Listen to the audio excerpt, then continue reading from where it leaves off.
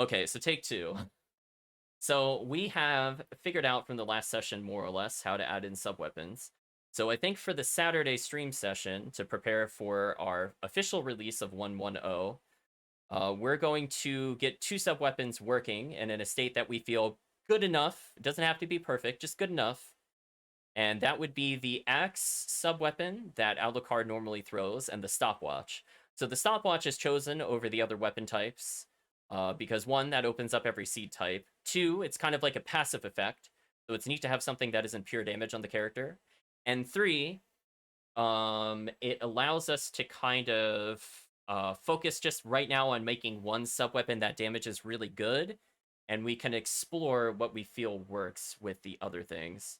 So let's go ahead and switch it over to another scene. And I'm going to put you on the big screen so I could read your comments a bit more easily, respond to you a bit quicker. Let's boot up the game. I think everything is set up. The other thing I need to make sure to do, I wrote this in my notes, don't leave auto hotkey on that I use for the tutorial stuff, or else when I go to make a save state, not going to do anything. Now, I will say, unfortunately, I did lose the save for 50 keys. I thought I did a save state, and apparently I did a save slot by accident, so we're going to make another seed just for 50 keys at some point. But not today. We'll probably main the adventure seed after 50 keys. I did promise him we were going to keep a seed. A save file, that is. So we'll try again. So let's boot up the game. I think everything is working-ish. So I made some very small adjustments to it, and I have to think about what would work in the long term. Hopefully this will launch. Thank you. I wasn't sure at first, chat. It made me wait for a while. Oh, it's opening multiples. Don't do that. I think I put the volume extremely low, so let me fix that.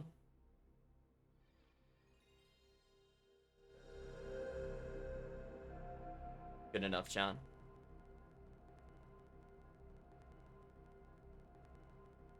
I'm just gonna load into a save file.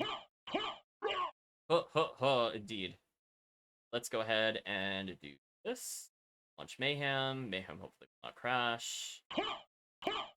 Good. So for now, basically the way it's gonna work for this patch is if you have anything other than the stopwatch, you have the axe. Even if you have no sub-weapon in the selection, I'm still going to give you the axe. So we'll just showcase it. Showcase that it works okay-ish.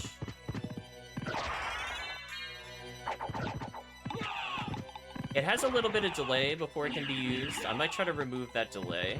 It's a bit more responsive. Yeah, a little bit of a delay there, like I'm waiting for it to do something.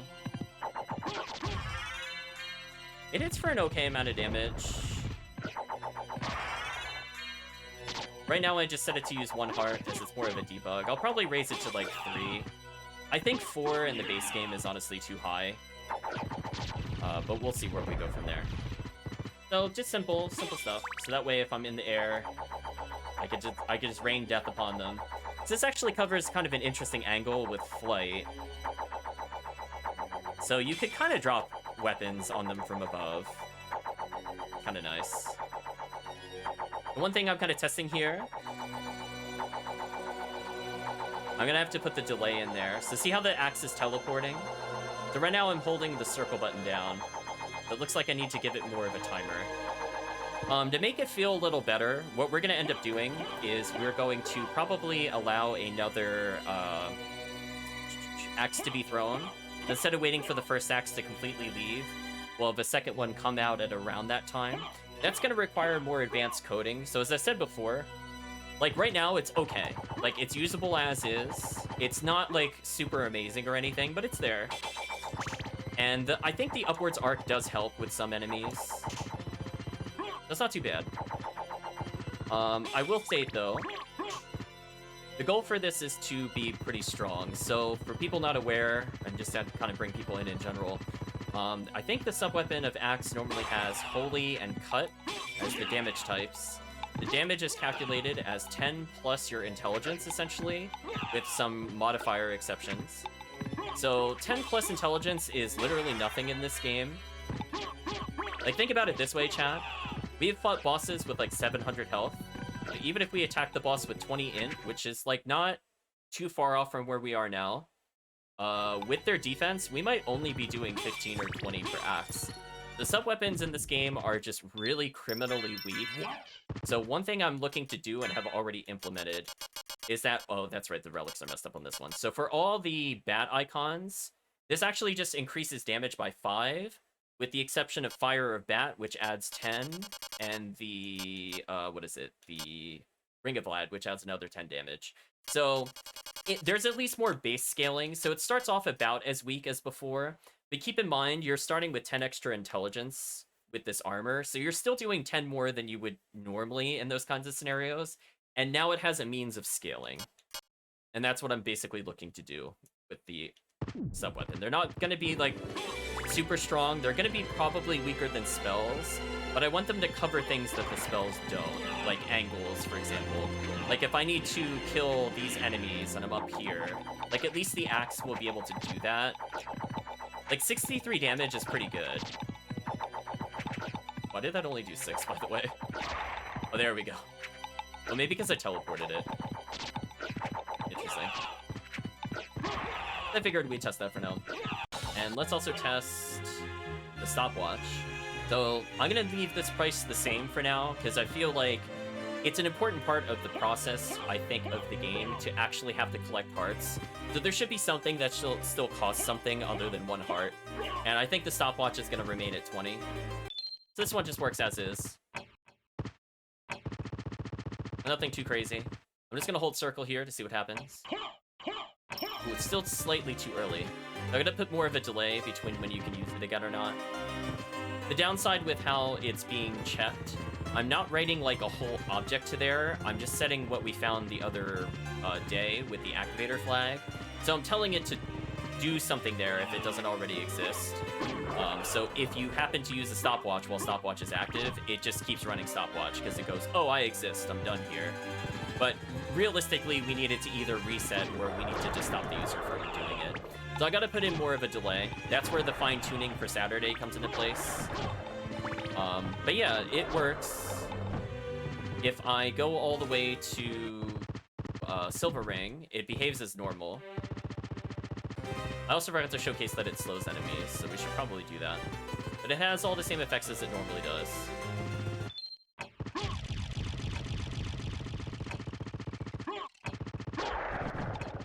Yeah, only the watch is different, so that way you could do Adventure Seeds.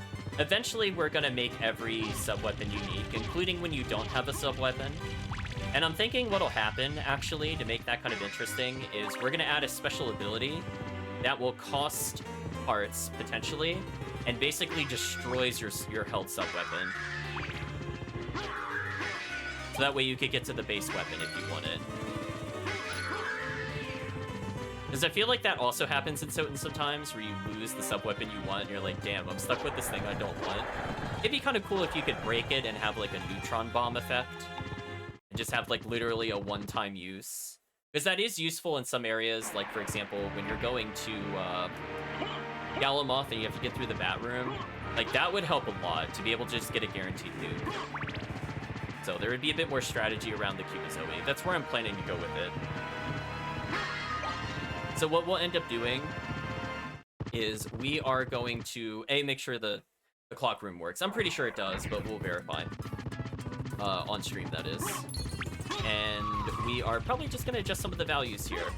Now, I'm thinking from a standpoint of what I need to do.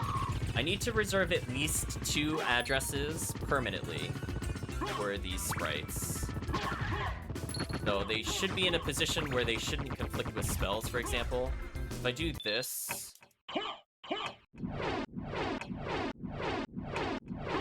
See how the clock isn't going away? I put it in a specific address. So I don't think with the current spawn entity code it should conflict. We're gonna have to probably refine or possibly reach out to Talik on one of the things, because this axe swing is one of the slots that's used for fireball. So for example, if I fireball here and swing, it'll delete the first fireball. So I have a potential workaround for it. I just don't think it'll be there for Saturday. So like, I'm aware of the issue. I just don't think I can do anything right now. This is is gonna take some thought. Like, I'm gonna have to probably literally put, like, a blank entity there as, like, a gap so that it doesn't use that slot. But we'll see. I'm not sure if that'll work. I'll try, though. I have a feeling if I just pass it in as a blank, it's still not gonna count it as used. But we'll see. I'm not in a rush to fix it. It's a nice... It would be nice to have it by Saturday, but I don't expect to, realistically. It's just more important that this particular check works. Yeah.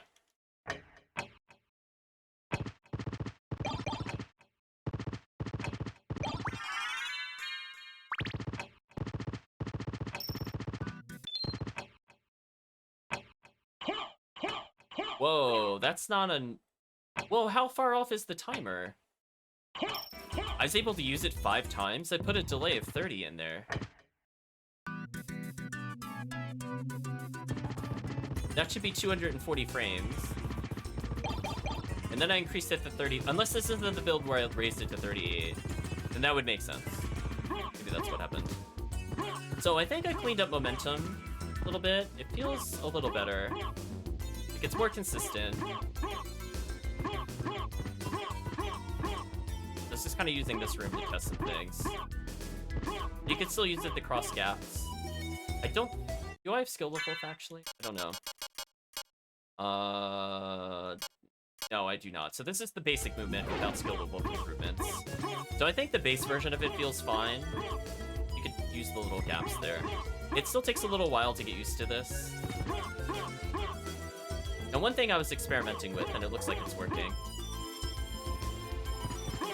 you can actually extend the distance you fly by using the glide button. I think that actually opens some really interesting tech, and it's a bit more complicated to do. Kind of interesting. I have to get used to it, though. It's an unusual input, but it's kind of nice. You might be able to get to stuff you shouldn't be able to get to without technically using the full flight.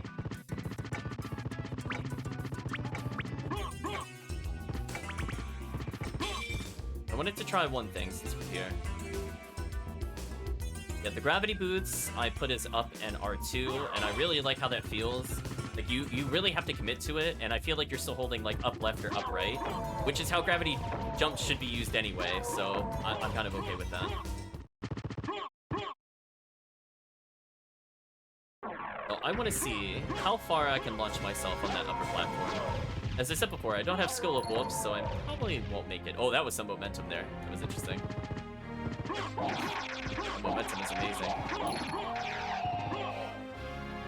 I love that I can, like, store it with the flight, too. You see that? It's very interesting.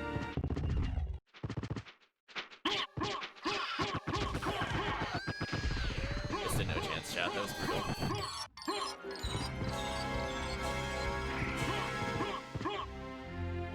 Yeah, so you might be able to cross stuff you wouldn't... So that would make, for example, the waterfall jump way easier. You see how much further you go? So what do you think, chat? Should I give, like, a very limited glide ability? Kind of like, as I said before, like that, and then you just fall? Like, honestly, that might be enough. It would be interesting for movement purposes. Oh, there's not a lot of platform here. Might be possible to build enough momentum here. I guess I could do the back and forth. This should still work. Oh, I held the direction. Habits. Yeah, it might be worth just doing a really minor one. Oh, you barely don't slide off that platform. That's crazy. Anyway, let's build some momentum again. Almost. Yeah, your momentum comes to a stop.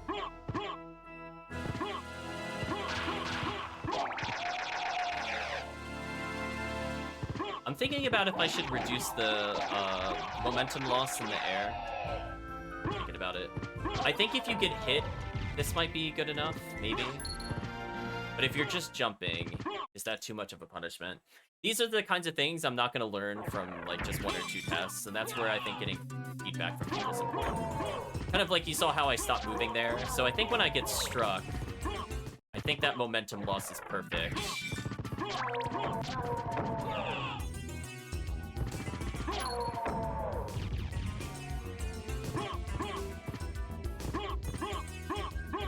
Yeah, I think that's what we'll do. We'll go for stuff like a little bit of a glide ability, so that way people can see like the button does something.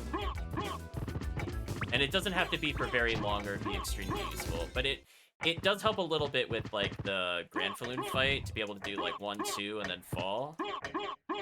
Like that. Like, I want it to be very limited, just so you're aware. Like, it shouldn't just be like, it won't be like that. It should just literally be like this, and then you fall. It makes Succubus a little easier.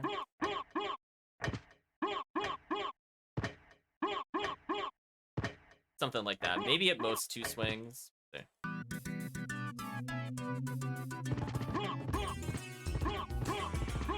It's kind of make up for the fact that, like, Alucard can normally double hit a lot of the times in those scenarios, and you can only single hit with Axe Armor. So this would sort of make up for it.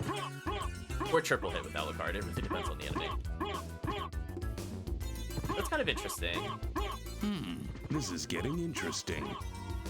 Oh, and then I can fast fall with it. I didn't think about that. Ooh, you could get some...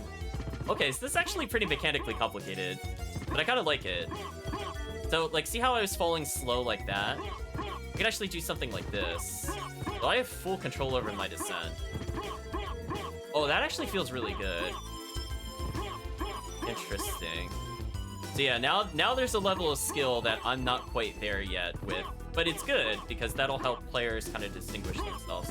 I don't want to make it so, like, universally easy that there's no skill expression. I think this is going to end up with a lot of skill expression. Being able to react and knowing when to glide versus let go, like the best way to build momentum, I think is kind of cool. Then it gives, like, every run should be just a little bit different in that scenario, just like how clean their movement is.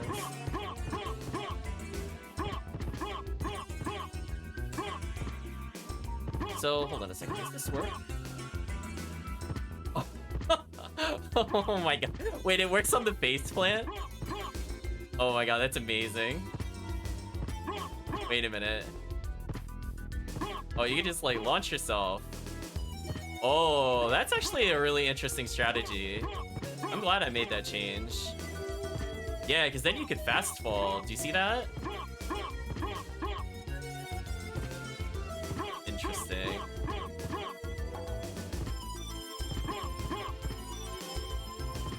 I'm gonna try rocketing one more time. Oh, it, like, kills... Yeah, see, I want to see if you, like, let go if it builds up again. Let's build momentum. Still seem to have a decent amount.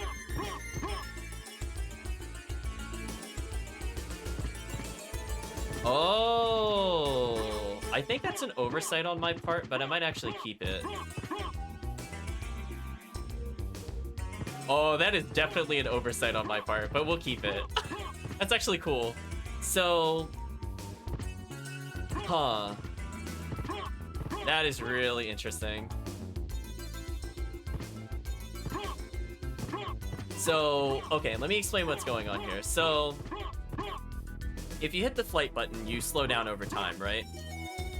So, in the loop for the code, I only check for momentum loss if your character has control and you're not in certain states.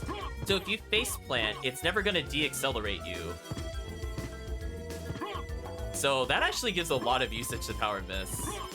Not a bug, it's a feature. It seems kind of cool. I mean, look at how crazy that is.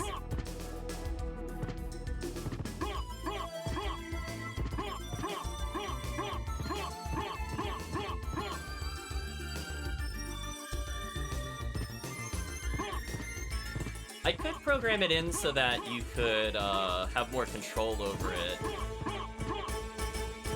Like, see, like, if you hold backwards, you lose the speed. I don't know, what do you think, chat? Like, right now, for example, if I go, like, launch myself like this... Not like that.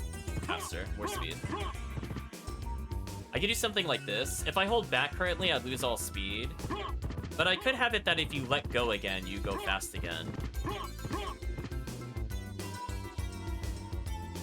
See, like, once you change directions there.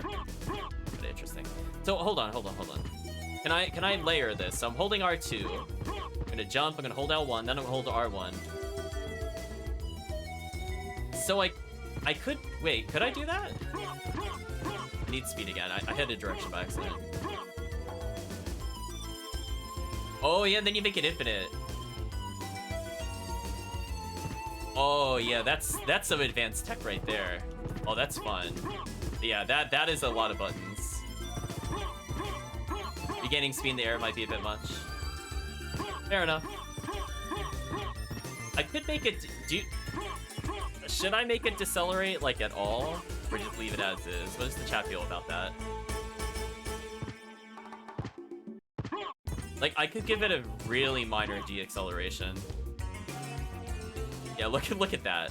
See, Power of Mist is actually really useful now. Because I was worried Power of Mist wasn't that useful, but now with this, very interesting. Yeah, because you could clear a whole room in one jump. So this is kind of like wing smashing, right? Like, that's the new game's wing smash.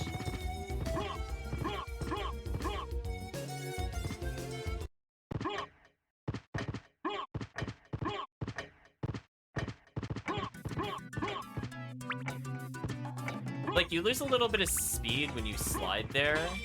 That's honestly it.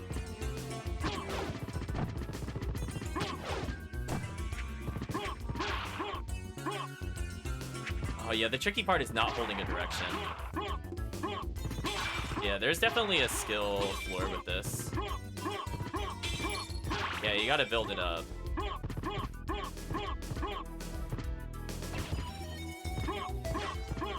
Tricky part is building momentum. So if I do like something like this. Oh my god. Oh my gosh. Yes! Oh my gosh, the multi-room. I love it. What was that? That is my new favorite tech. Oh my gosh, I'm gonna practice this. That was so sick. Oh my gosh, yes please. Oh, you really gotta build it there. Hold on. Oh, there we go. Yeah, look at that. Oh, that is so sick. Look at that control. Oh my gosh. Oh, that changes everything. Hold on, chat. New tech found on the fly. I might leave that in. I might not even nerf it at all. It's honestly amazing. It is like fairly complicated to do, right? Like you have to know like what rooms you're able to build it up in. And then, like, you could get stuck on stuff like that, or, like, you could just hold it. Oh, my gosh. Oh, I hit a direction by accident. So it's possible to kill the momentum. So, wow, Faceplant is going to get a lot more usage now. I was really worried I might have nerfed it too hard, but no, it's fine now, chat. Completely fine. And the best part is, chat, is that when you do that, I think you get access to the fast fall, right? We'll just do this, for example. Oh, not when I'm holding the flight button. That's fair. So there's still a bit of complexity there. So yeah, that is my new favorite tech. Oh, Calvishim, you're gonna blow people's minds if you go to stream this later. I literally was messing around with it today, and I was like, you know what? If I just don't hit a direction, is this just godlike? The answer is yes, chat. It's very godlike. The only thing is, like, you really have to get the right momentum. Gotta, like, build it a little bit. Oh, see, hitting her is the downside. So there is a skill to it. You can waste a ton of MP if you mess it up, which I think is fair. I keep bonking, though. Let's not do that. Oh, this looks so fun. Look at this. Godlike. Godlike. Oh, that is so fun. So that is gonna take me some time to get used to, but that looks so fun. See, I was worried that, you know, I didn't make the movement complicated enough, and I wasn't sure if momentum would be useful. I didn't have faith, chat. I didn't have faith. Look at that Noom speed. So it still costs MP over time. It just doesn't cost anything. It's kind of like a I guess it's close to the Sega Saturn version where you have like infinite wing smash. But if you can very easily just lose your momentum. It's a little more controllable in some ways by default. There's not really like shooting star indeed. Yeah, there's no way to like reverse it at the moment. Which is probably fair. I think if you could reverse it, I think it might be too strong. It's very interesting right now. So yeah, you get to send yourself flying. That means doing like, what is it? The waterfall jump should be easy. So as long as you have power of mist, you can just go absolutely zoom in. The only thing I wasn't sure about, chat, is from an MP standpoint, I might have the power of mist boosted flight, where you hit L1 and then you hit flight. I might make that cost slightly more MP. I think that would be fair, especially with this new tech. I think that's the only thing I'll nerf, is just some NP. I don't think I'll double the rate, but it should be probably raised, now that that is known. Build momentum here. Like that you do get stuck briefly. You just go through the doorway, it's fine. Look at that, chat. That's so sick. And the best part is I don't lose any momentum. So if I just did it again, we'll die. Does that mean I could do something like this? Let's look at that. It's so awkward. Oh, you can. Interesting. Well, that's a much faster speed than I expected to go through Mistgate. There's even like Mistgate tech. Very interesting. So if I do something like this, oh, that actually feels kind of good. I'm sure chat, especially if they've been playing SotN, would just love to not have to wait to go through those gates. That might be the new tech. You just build speed on the way down. You just take it like, I'll just let go completely so I have no momentum. You like beat the boss fight, you hold it. Right, I'm still holding the button. Oh, yeah, that's kind of convenient. That's convenient.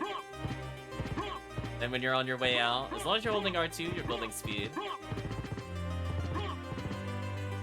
Oh, on the way out is amazing. Yeah, on the way out is so much better. Because you have more opportunities to run after you've launched. Because, as I said before, you're not losing any momentum as coded. Also, I think that's a visual bug, but how badly do I care about that book, chat? To be real with you, not really. I don't think I care about it that much. So yeah, let's slightly nerf the cost of a invincible flight. Just slightly. I don't think it should be like a crazy amount more. But it should force you out of the mode sooner, for sure.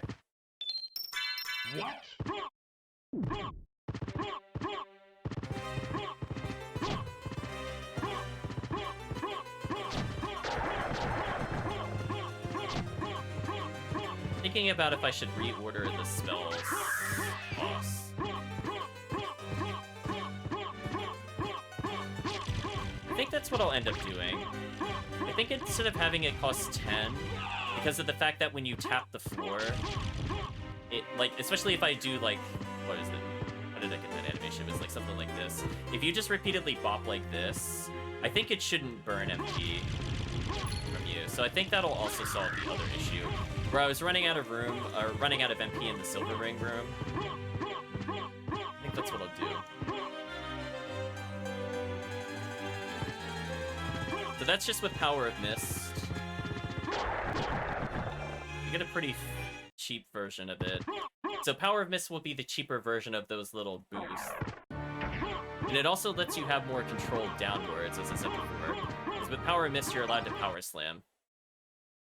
Oh. Oh, I guess we'll fight him. So let's make some adjustments.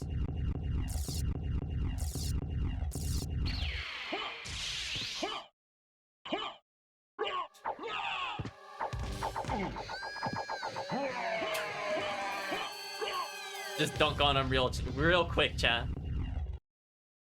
Free. He's free, chat. You like my not moving? So I don't know, maybe you'll find some use out of this axe angle. You can see when I melee there, the axe doesn't go away.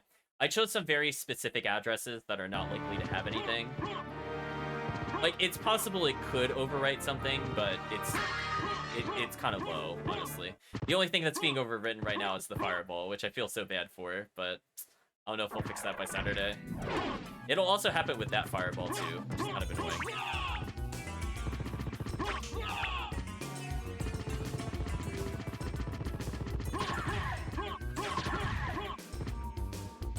Oh, that is so fun. That it means even with the weaker version of Faceplant, you'd still get, like... You'd be able to do this, the normal Faceplant, and not lose momentum. Oh, that is, like, a game changer.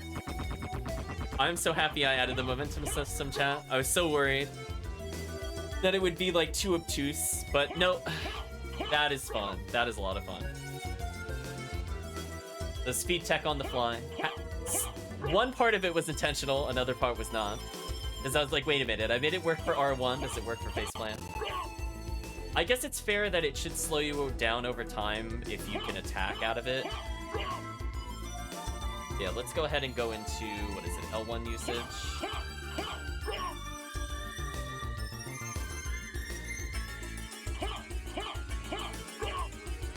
I'll just make it literally cost 1 MP. That'll be fun.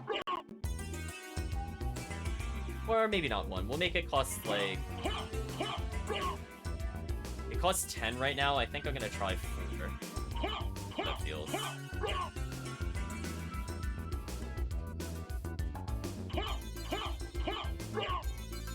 That way if you do bonk, it's not as punishing.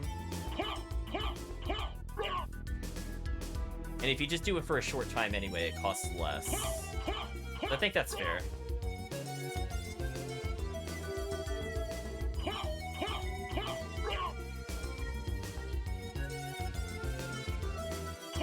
I'll go back to L1, so we're gonna adjust the cost. Also, I need to write down that I adjusted the cost. Gotta make sure these notes are somewhat accurate, because people might actually read them. Given that this character is so different. Or they'll go in blind and then complain about things. That I also expect. But, you know, it is what it is. So let's see, Faceplant, base cost. This also means if I get MP locked from Mayhem, I'm still able to Faceplant. I think it's fair. Reduce from 10 to 4. MP cost. Sustain increased. So I want to make sure if you don't hold anything to keep Faceplant up, I don't want it to charge you MP. I feel like that's also pretty fair. So if you just tap it for a quick dodge, it's going to cost you like no MP. But if you're doing some nonsense like you see here, it's going to cost you a lot more MP. I'm thinking that's fair.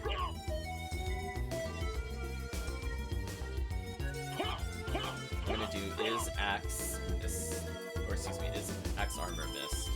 We're going to make that change, see how we feel about it.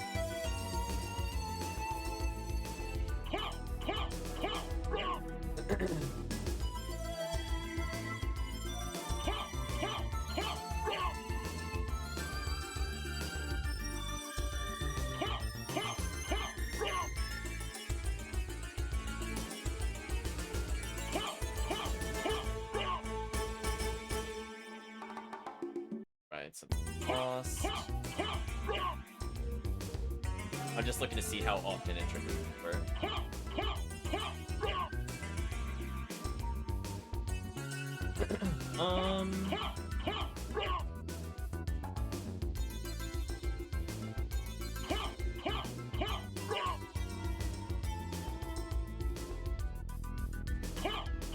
It charges a fairly good amount right now. I actually want to hold the Faceplant button down to see. Like, we have a lot of MP.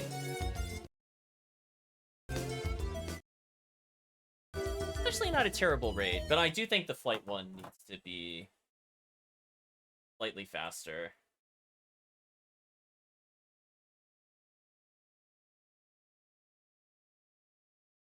I haven't decided if the run will cost you anything. Like every time you melee, it just costs you an MP. I'm thinking that. I want to just do like very minor things and see how I feel about it. I feel like if you're axe boosting through the castle, there should be some MP costs. You shouldn't just be gaining pure MP. So it should at least slow your MP regen rate. I feel like that's a fair statement. I just don't know how much MP it should end up costing. Let's see.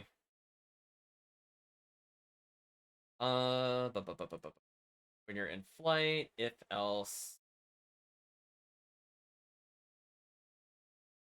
Yeah, and if you're holding down L1, it boosts how quick it goes. Yeah.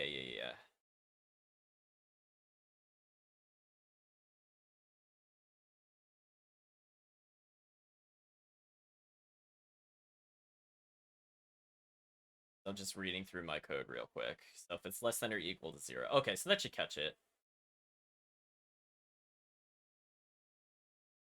So I'm just gonna make it slightly more expensive to glide. Not a huge amount. As if I'm like almost doubling the rate, not quite. And I think that'll feel better for the game. So if you're doing advanced movement tech, it should cost you more. I think that's fair.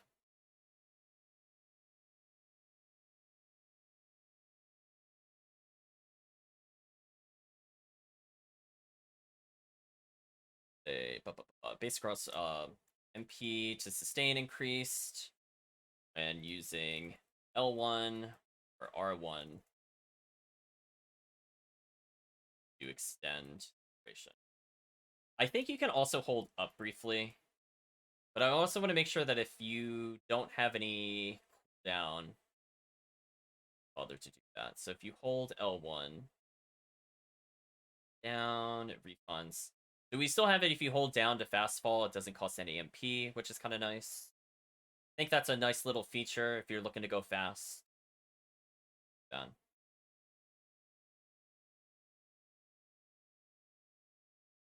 And good. It doesn't cost you more if you don't have the boost. Perfect. So I already coded that. Perfect. Making little changes here and there. So we gotta fine tune, I think, the sub weapons a bit more. But I'm pretty excited with where it's going now. So I think there's gonna be I think now after this update to the momentum, I think a lot more people are gonna be interested for sure. Now the question is, chat, how much faster should I allow the ground dash to go?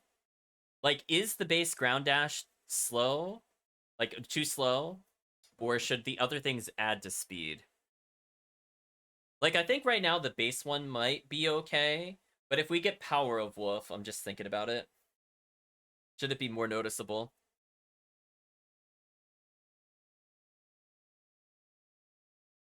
Power of Wolf.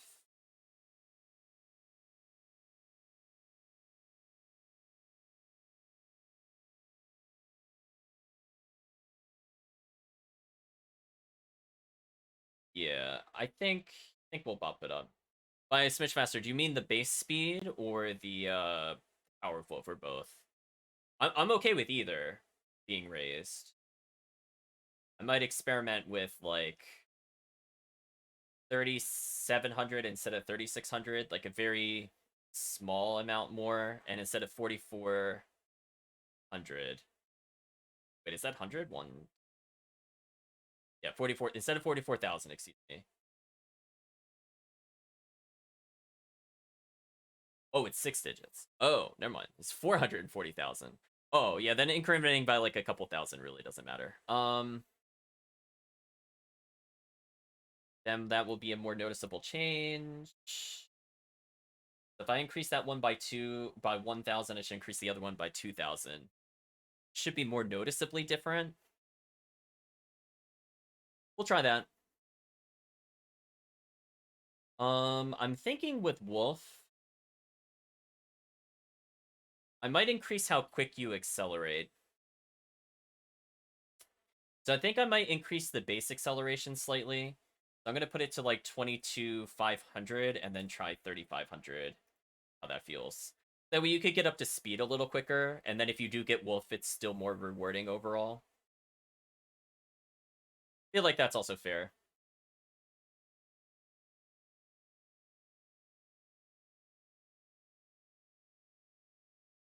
So if you're just running around, it's not a big damage, a big boost.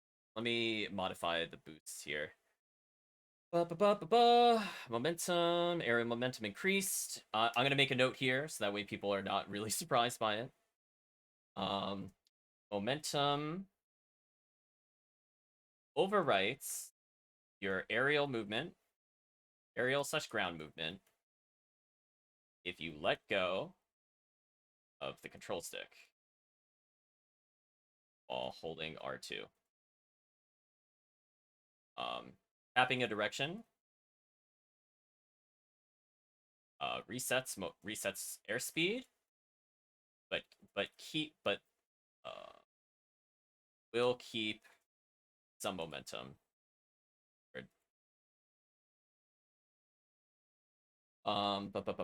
Tapping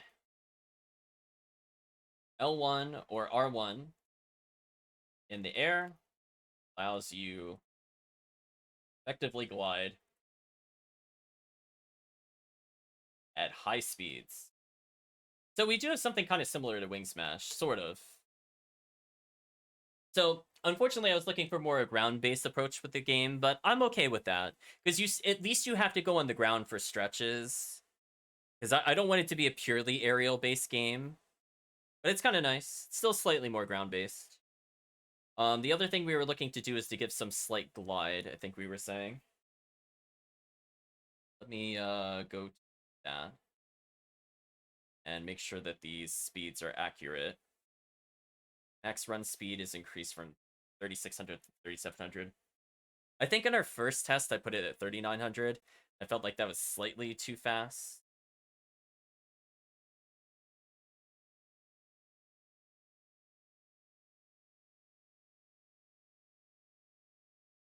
Yeah, this should allow you to get up to speed slightly faster so you can enjoy it more. The new Power of Wolf speed from 4400 to 4600. I think I forgot zeros in the original speed, because yeah, I was gonna say I definitely did not write it with that many digits. That should be fine. That also means Skill of Wolf got a small buff, so you start at a higher speed by 10,000, and considering you go up 3,500 over time, that's a pretty big jump. I basically shaved off like maybe a quarter of a second to get to max speed every time you have to do it, just from that small change, let alone what it already does. That's actually pretty important. Again, just like little momentum tweaks here and there. I always saw the wolf as like what should have been the speed based one. I think that's still there. So we're gonna give a hint to the people that momentum could be used that way. Let me think. What else?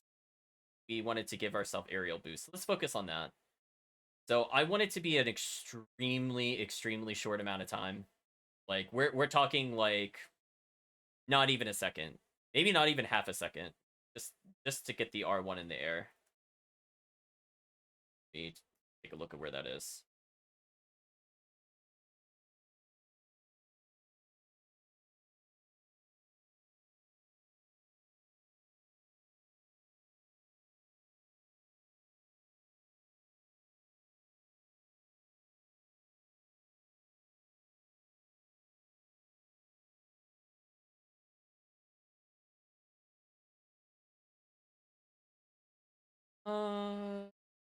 Thinking about it. Yeah, that should be fine. Okay, so flight, blah blah blah.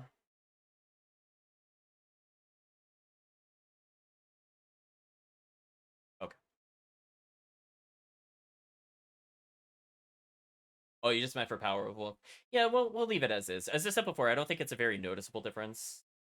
It's a little closer to what I tested with originally. But yeah, power of wolf will be more noticeably.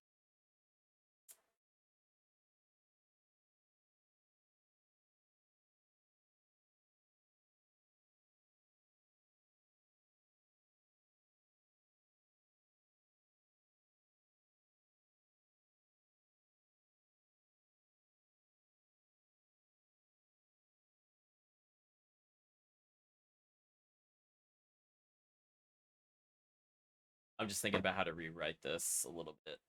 Oh, there's so many if statements. I don't want to mess up the chain. L1, yeah. I do think the faceplate needs to be cheaper at the beginning, and I'm okay with it costing more in other scenarios. You're like doing bad dives to get the momentum. So, about it this way.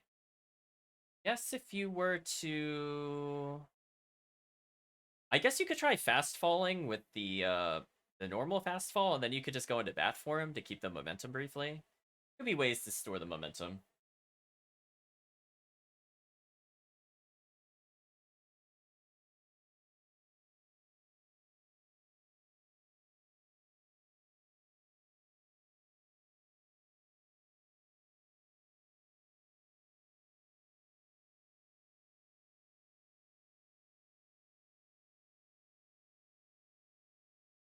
Sorry about this, John. I'm looking through the code to get an understanding where I need this to go. I think it needs to go kind of in that. Okay, that should be.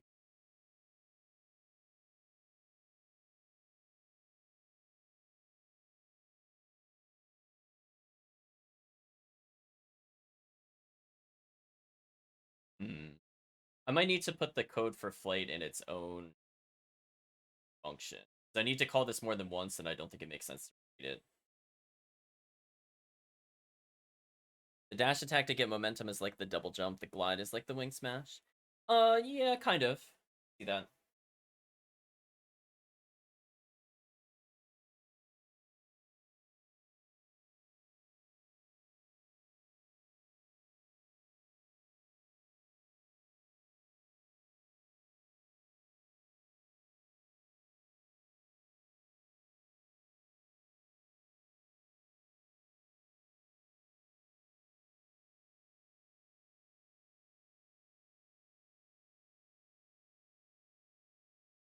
If you can use the iframes, maybe it needs a more MP cost. Yeah, that's what I was just adding. I added MP for the super flight.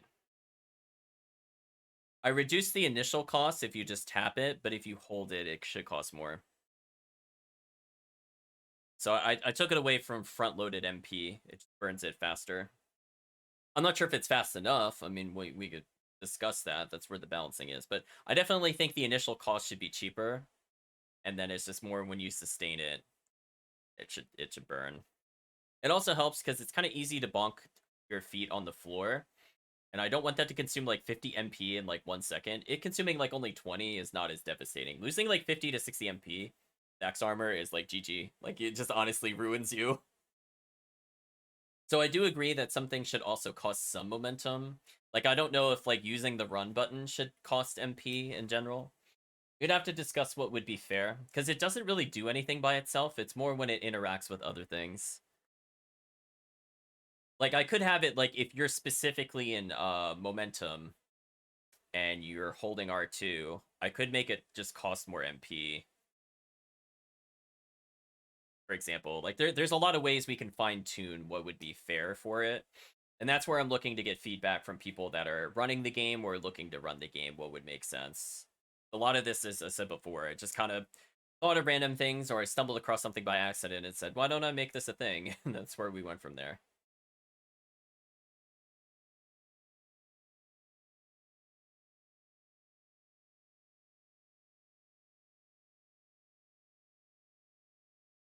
Where is the jump cooldown?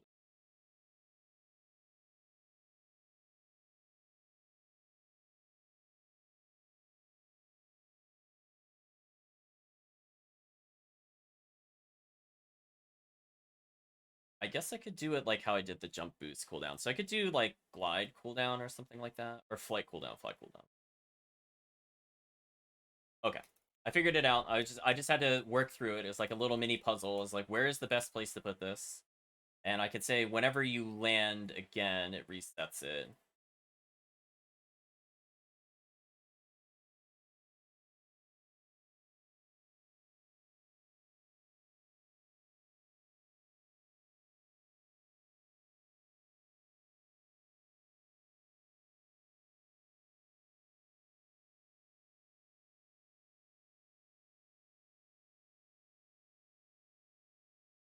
Yeah, that resets it. That's fine.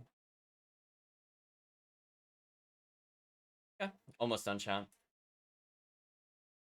But yeah, if there's any other things you would want to see potentially for Saturday, now would be the time to suggest it, because I'm looking to wrap up this build. I'm gonna obviously sub-weapons are gonna be janky. I don't have as much time testing it. I feel pretty good about the momentum there.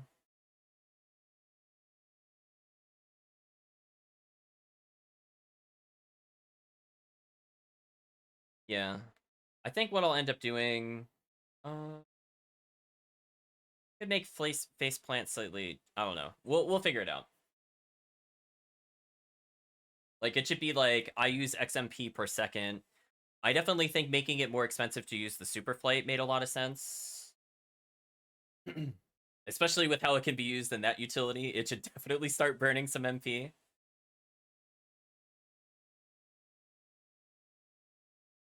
So it really just depends on how it's used.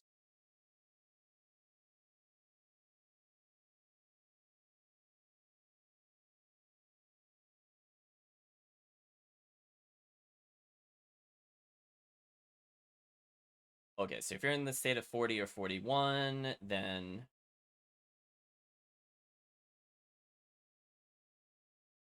Oh, I see what I did here. I see what I need to do. I shouldn't call it cooldown. I'm going to call it duration. There we go. Mystery solved. We're good. So I'm almost ready to make a build. Pretty close. Let's listen to music. Sorry for not putting something on. Back to Castlevania 4.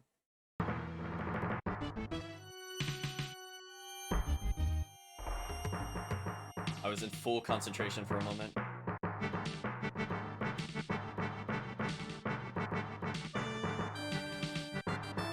And I just need a max duration. That's what I was missing.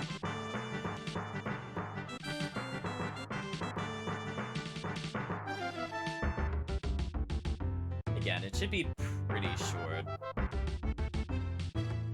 I might make it 6 for now. See if it feels too short. It's half of the face plant time, which I think is fair. I don't want you to get like super hyped from it.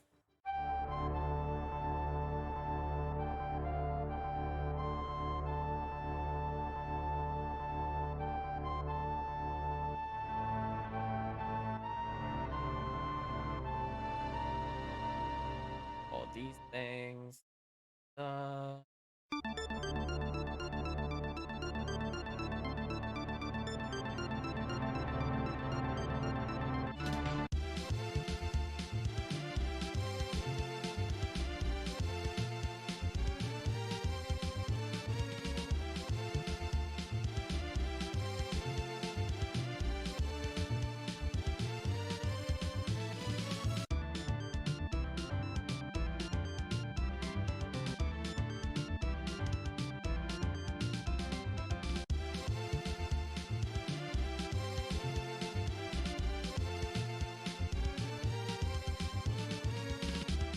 Light duration should be equal to light max duration.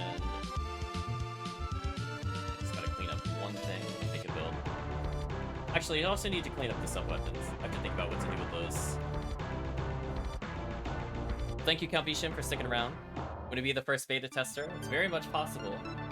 We're gonna find what things I think are really distracting, visual glitch-wise, and also probably test these mechanics a bit more. As long as they're on the ground, then it should restore. That's fair enough.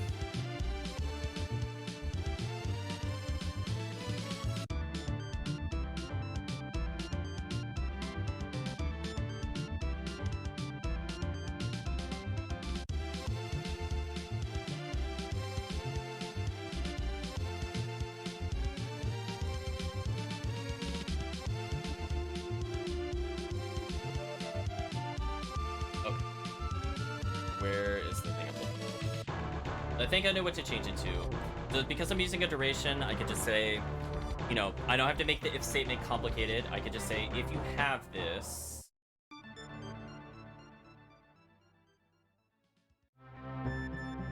and you have more than 2 MP, which is fair.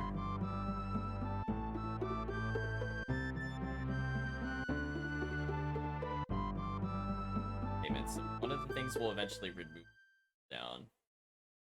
We'll say light duration minus, minus.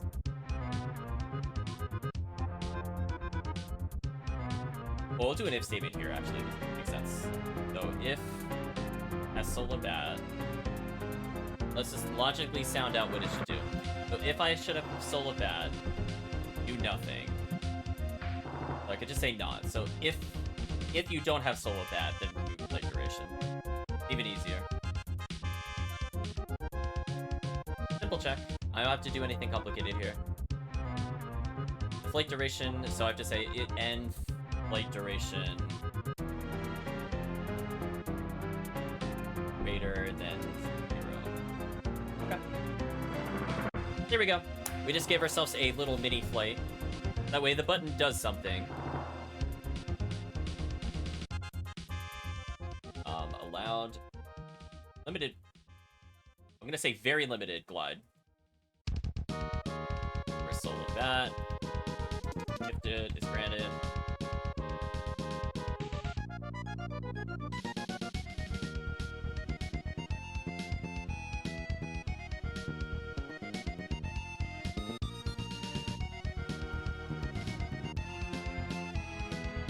Oh, the other thing I should do, I think I know how to balance this out a little better. I think if you go for the power of miss one, no, we'll see if it feels fair enough. Might be good enough. I don't want to punish too hard when I haven't played it yet. Okay, so that's done. So we've now added mini glide. We slightly touched the dash. Acceleration is slightly improved across the board. It's less front-loaded with the face plan, since we found the new tech. Glide has a purpose, even with no relics, so certain bosses will be, you know, so you still have to try a little bit, but it shouldn't just be like a tedious, like, trying really hard not to bonk, like, over and over. At least you'll get, like, you'll get, like, at least 2 hits instead of 1. So, bosses will be slightly less tedious, but not free. The important thing. Oh, you know what we could do?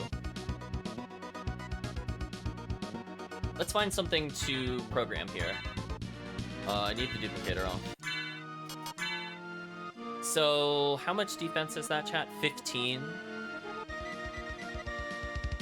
Why don't we find where the Axe Armor defense is? So I think we can all agree, Axe Armor getting 15 defense at the start is slightly too strong. So I'm gonna ask the chat's opinion. Do you want to see me taking 5 more damage at the beginning or 10 more damage? Whatever we choose to remove, I'm going to add that in whenever you pick up Holy Relic or Holy Symbol. It gives you the defense back. That way Holy Symbol also has more of the use. Because right now that is a very niche relic.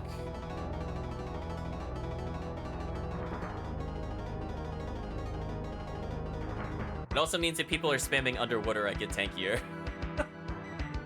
Which is kind of funny. Maybe I'll think about the relic it should be on. Oh, you know what? I could tie it into a Vlad relic. Maybe just 5 more. Yeah, I could tie... You know what? I'll tie it into a Vlad relic. Now that I think about it. Make the relic that gives Constitution actually give some defense.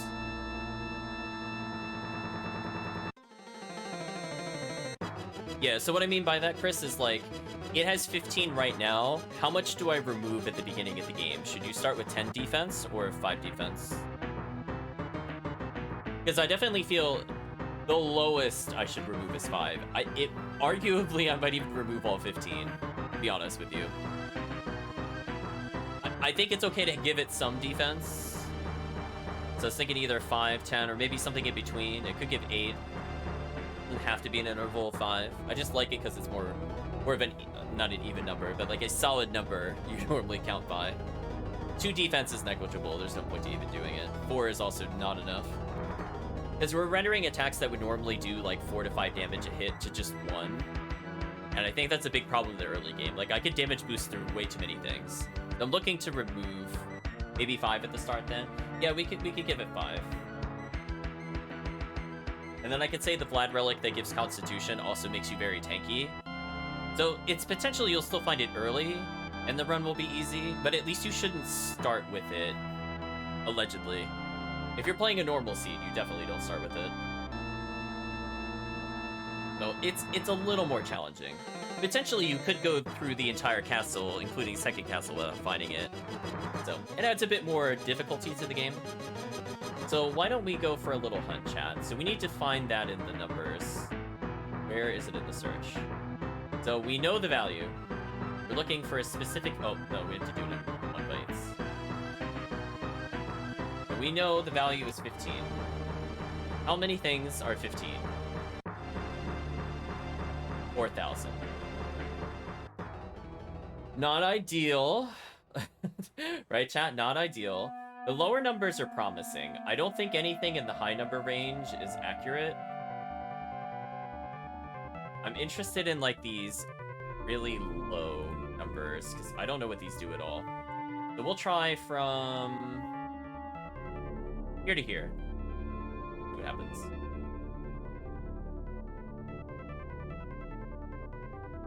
Oh, it froze the game. I mean, no one's really surprised at that, are they? Did it just crash? Oh, because I was... Okay, I'll put it at 1, just so it doesn't, like, freak out. Why was he yawing there? Weird. Let's just set everything to 1, so it shouldn't break it. Hopefully.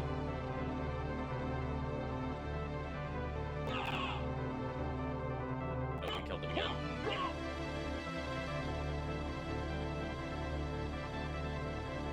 It's moving the background, so this might be too low in the memory. Let's go closer to here and see what happens.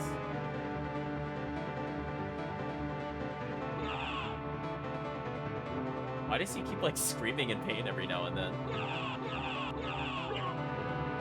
Listen to his sound effect. Did that offset the sound somehow? Could I make him do, like, what? Can you imagine?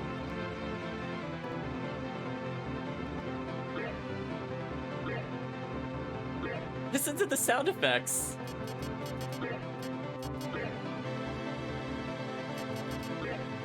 Oh, that is something else. So, all the early stuff is sound effects? Interesting. I mean, we learned something today. I think that was cursor position. I don't know why I was at familiars. I'm expecting the 03 region to have something I want. But we'll see what these do in the meantime.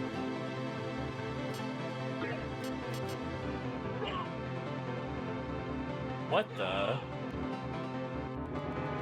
What happened? Why are spells like that?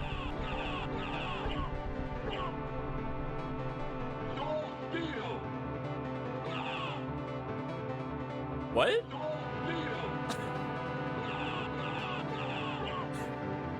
You can what? You can offset his sound effect? So instead of the what, he's just shouting soul steal? What can this mean? I kind of want to return to this, chat. I'm actually now interested in this, but I don't want to get too hung up on this. So somewhere in the less than 0300s are the sound effects. Search on 15, set to 1, got soul steal instead of what? Yeah, we're having the I'm getting damage sound instead of the normal taunts.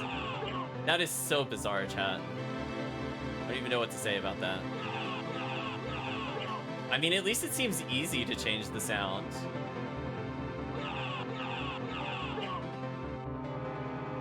Yeah, it's not as high priority as what we're looking for. No, imagine all the 2F sound effects.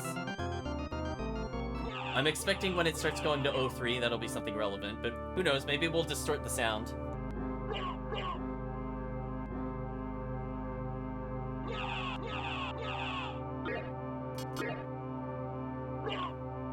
We can find our defense and set it manually, but I really don't want to do that, actually. I'd rather nerf the item. Some of these are probably weapon damage values. I did not mean to freeze those.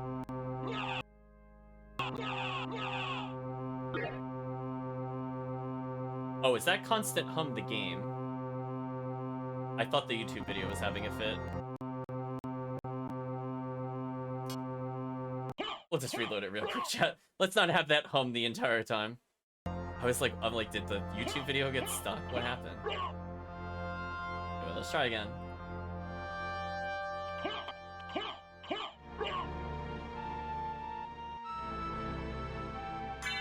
Okay. Not seeing it impact us yet, but it doesn't mean it's not here.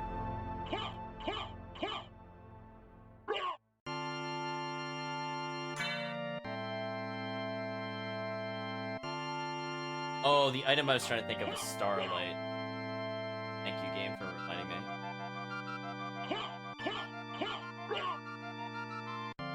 Eventually, I want that to have an impact on our sub-weapons, but again, that is not a 4th Saturday thing.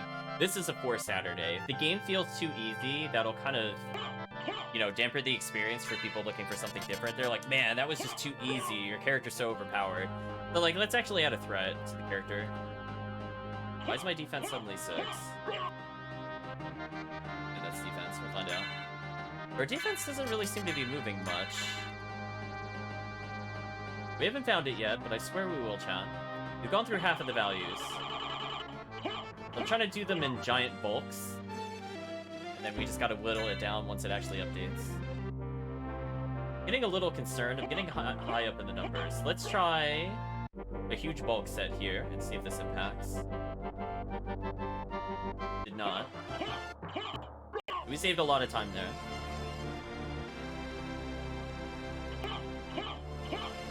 Yeah, it still has to be equal to 15, so let's remove anything that updated.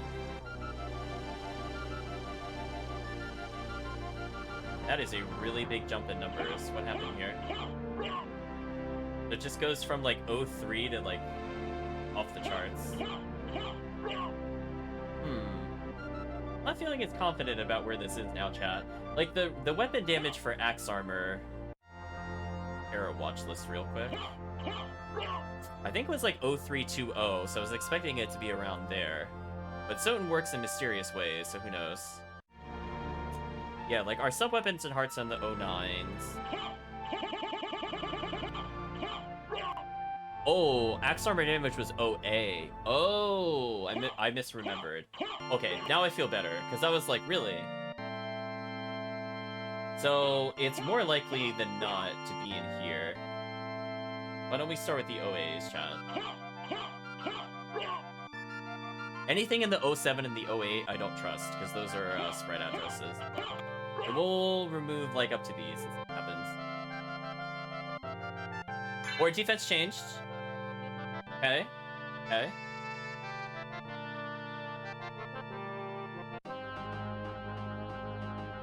All we gotta do is change it. Okay, progress. That's in this sublist.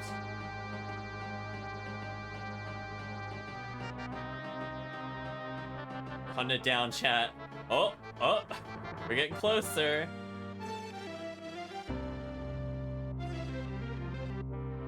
Oh, we're getting close. We're just halving it more or less every time. Ooh, oh, 1 in 3? Let's change these two.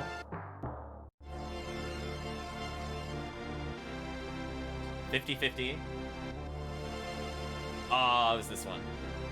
So 07A42 was our candidate. 07A... Or excuse me, OA7A42. Got through it eventually. So, we can just give a starting bonus of 5. And then we can have something else give us 10. I feel like that would be mostly fair. You can still double wield shields. Things that give defense, like the rings, are good. Cloak would still be okay. Helmet would give you some. So it's like not the weakest armor around. Should feel less overpowering for sure. So let's go ahead and add this cheat in. So there we go, chat. We found something important for balancing levers.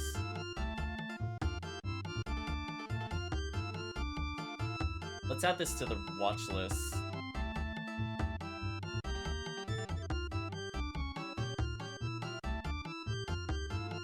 That way, if we're looking for it later, chat, we could just go like, oh, there's all the axe armor stuff.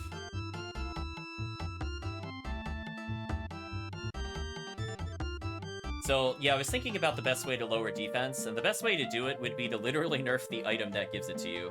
So I don't have to worry about, like, calculating con or figuring out equipment con versus normal defense, and then thinking about, like, what happens if it's too low. I don't have to think about it at all. So we're just going to take a copy of what's in the backup file for the axe armor damage, and all we're going to do... I made that a whole... That does not seem like I should have done that. That's fine. We'll leave it there for now. I'm just going to copy it.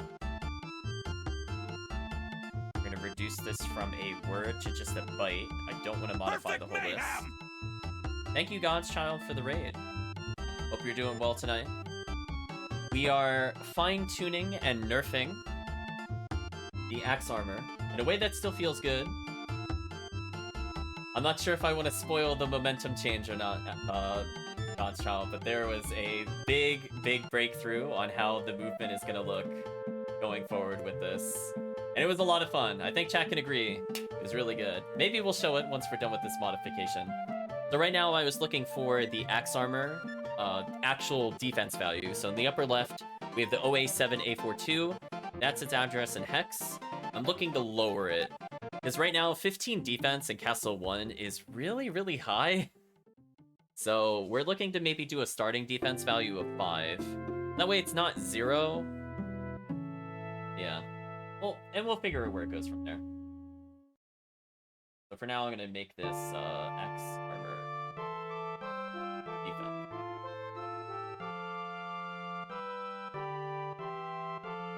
You're wide open! Thank you for following. That doesn't seem like a real account. I'm not going to say it. That is way too many numbers. If you're a real person, please put a message out there. That looks like way too many numbers. Zero limit 1995. Thank you for following if you're a real person. God says you are.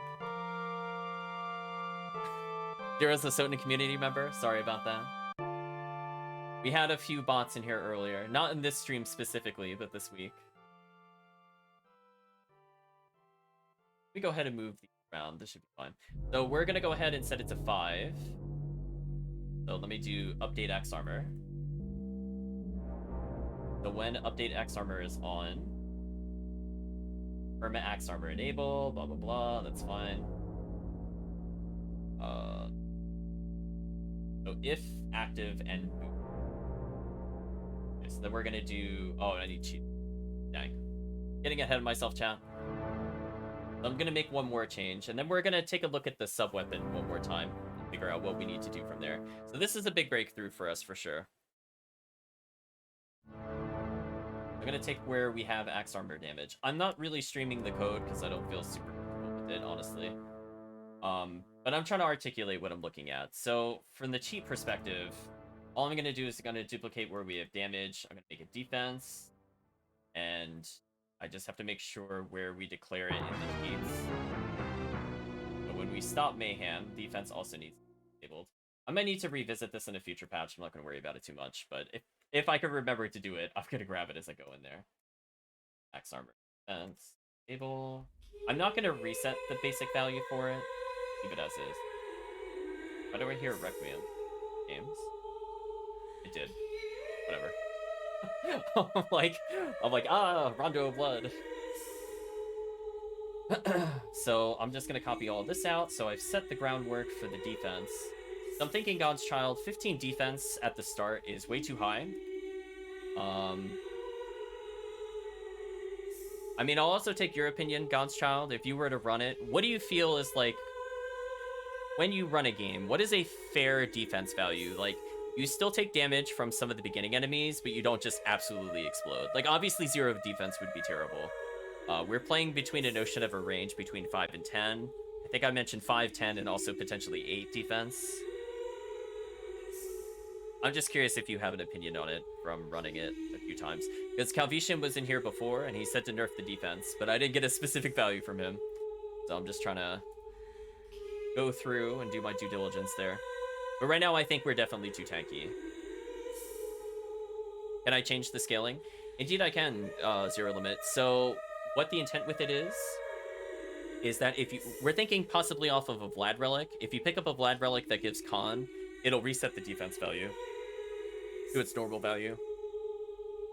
So it'll make you slightly better prepared. But honestly, even then, I still feel like you have too much defense. I'm not sure how much it'll actually increment it. Because we were damage boosting through everything in Castle 1 with the basic armor value. I think Axe Armor did like 2 damage to me. It was kind of sad. Let's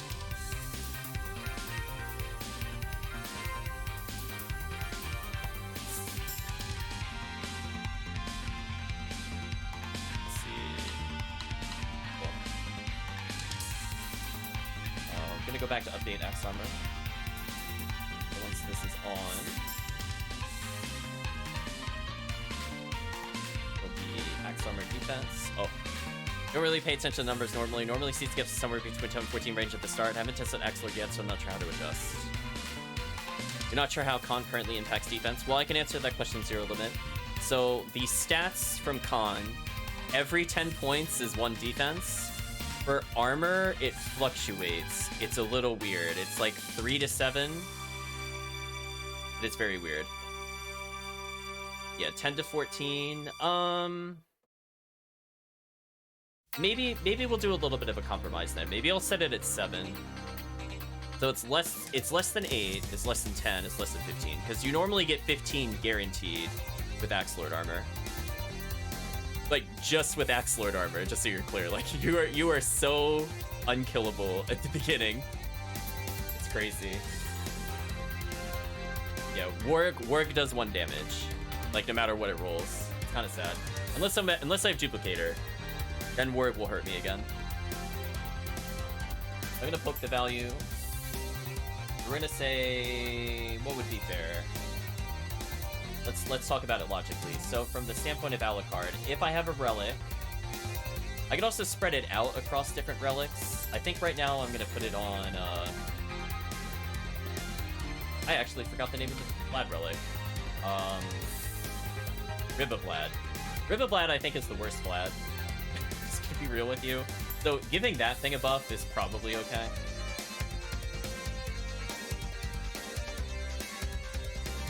So we're gonna say the poke value of this is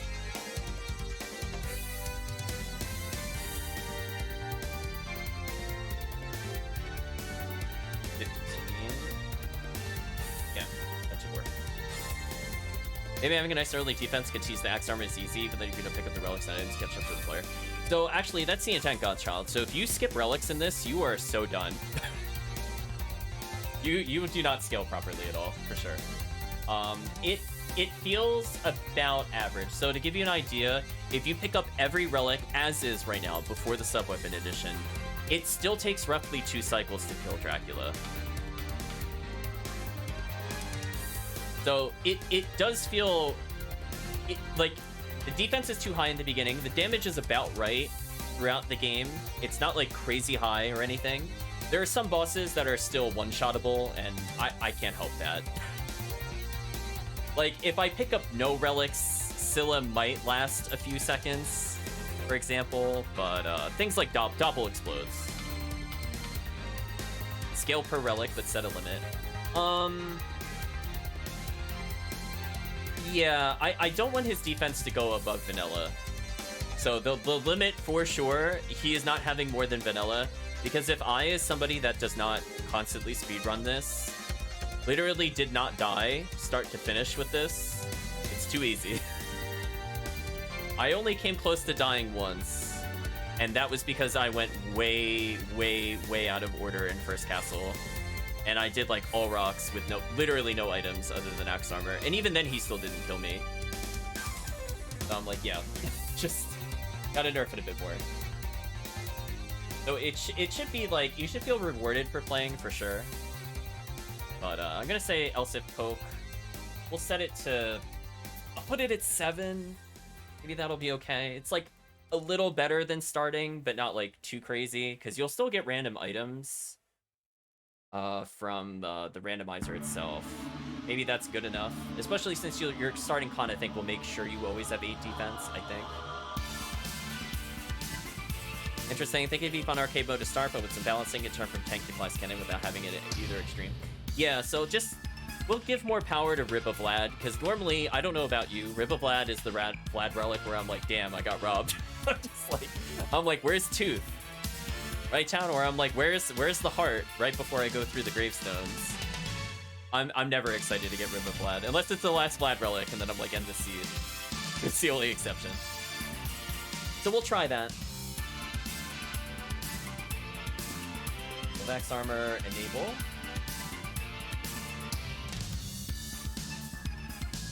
There we go. We just added some scaling.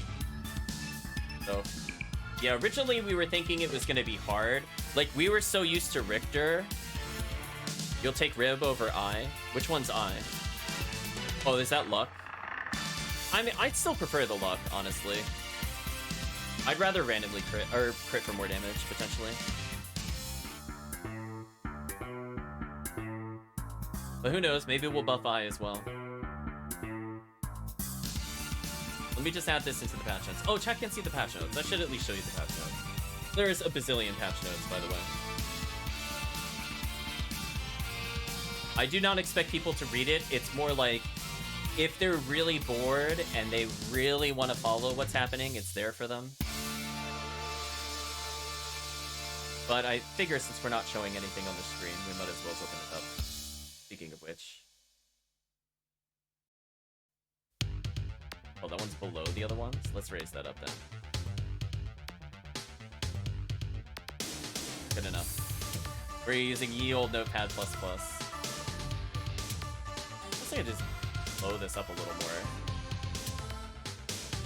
So yeah, we're just kind of messing around with this. So there is a very extensive list. For people that are really looking to understand what it can do, I did try to make it very detailed.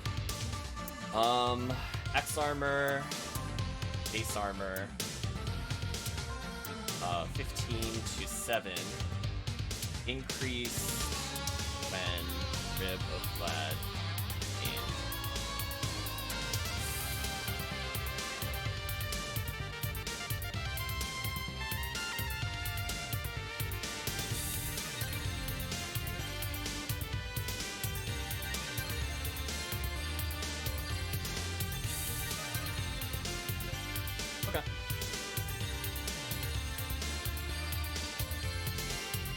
how do resistances work with defense and constitution? Having a higher con reduces the timer for poison and curse. That's it.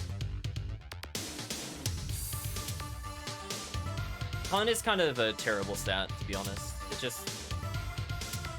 just so sad. It's so bad how, like, if you drink, like, a con potion, if, like, such a thing is used, it just does nothing. I see why they made it a shield potion. I wish con was like 1-to-1 with defense. That would have been godlike. Elemental damage. It's still counted against it directly. So if a fireball attack does 80 fire damage and you have 40 defense, you only take 40. But if you compare it to con, you would need 10 base con just to get 1 defense. It's quite terrible. You're wide open! Thank you, Weebit, for following. I think we'll show off some things. Feel bad for having people stare at the screen. We were looking to test. So I think we nerfed some flight MP. We shifted it around a little bit. I don't know if I've got it very balanced, and that's where I'm going to need the feedback of anybody that's interested in playing with it. Oh, yeah. So I guess we could just briefly go over the patch notes since we're here, but then we're going to do some actual gameplay, because I feel bad for the people looking for stuff there. Alucard doesn't actually lower fire, ice, lightning damage. It does. So armors can also grant resistances, but that's a parallel to defense. So that's why Alucard armor is probably the better armor for a majority of the game over God's Garb, because there's more things that are fire, ice, lightning than there are just like hit or dark, stuff like that. In particular, the shaft fight. It makes the shaft fight ultra free.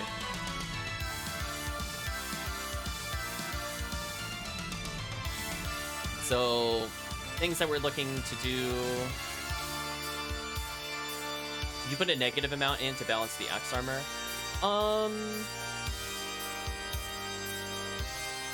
Yes. I don't recall what the flag is for that offhand. There are things that make you weak to elements. They're not very common in SotN, and I honestly don't remember which ones do it offhand. They're weird ones you wouldn't think it would be. Like, I think Dark Armor might make you weak to Holy offhand. And that's honestly the only example I can think of. I don't even know if Fire Mail reduces your ice resistance. Honestly, don't remember. I would have to check again. So we have all the switches fixed. You can now go through Mist Gates. You have limited item usage. You have Potion, High Potion, Elixir, Mana Prism, Library Card, Shield Potion, Luck Potion. Attack Potion doesn't do anything currently. I'm looking to maybe have it base it off your stats. So it's also a lot harder to scale Godchild. So things like Varda are not like crazy useful like they are in the normal game. Like, it'll boost intelligence, which is good. Actually, no, that's not good. It's not using the calculations. It'll add defense, I guess. But it's like, Varda is actually not a high priority with this character. Mystic Pendant all the way, though. So I have this momentum-based system. We'll show this off. Essentially, there's like an internal speed counter.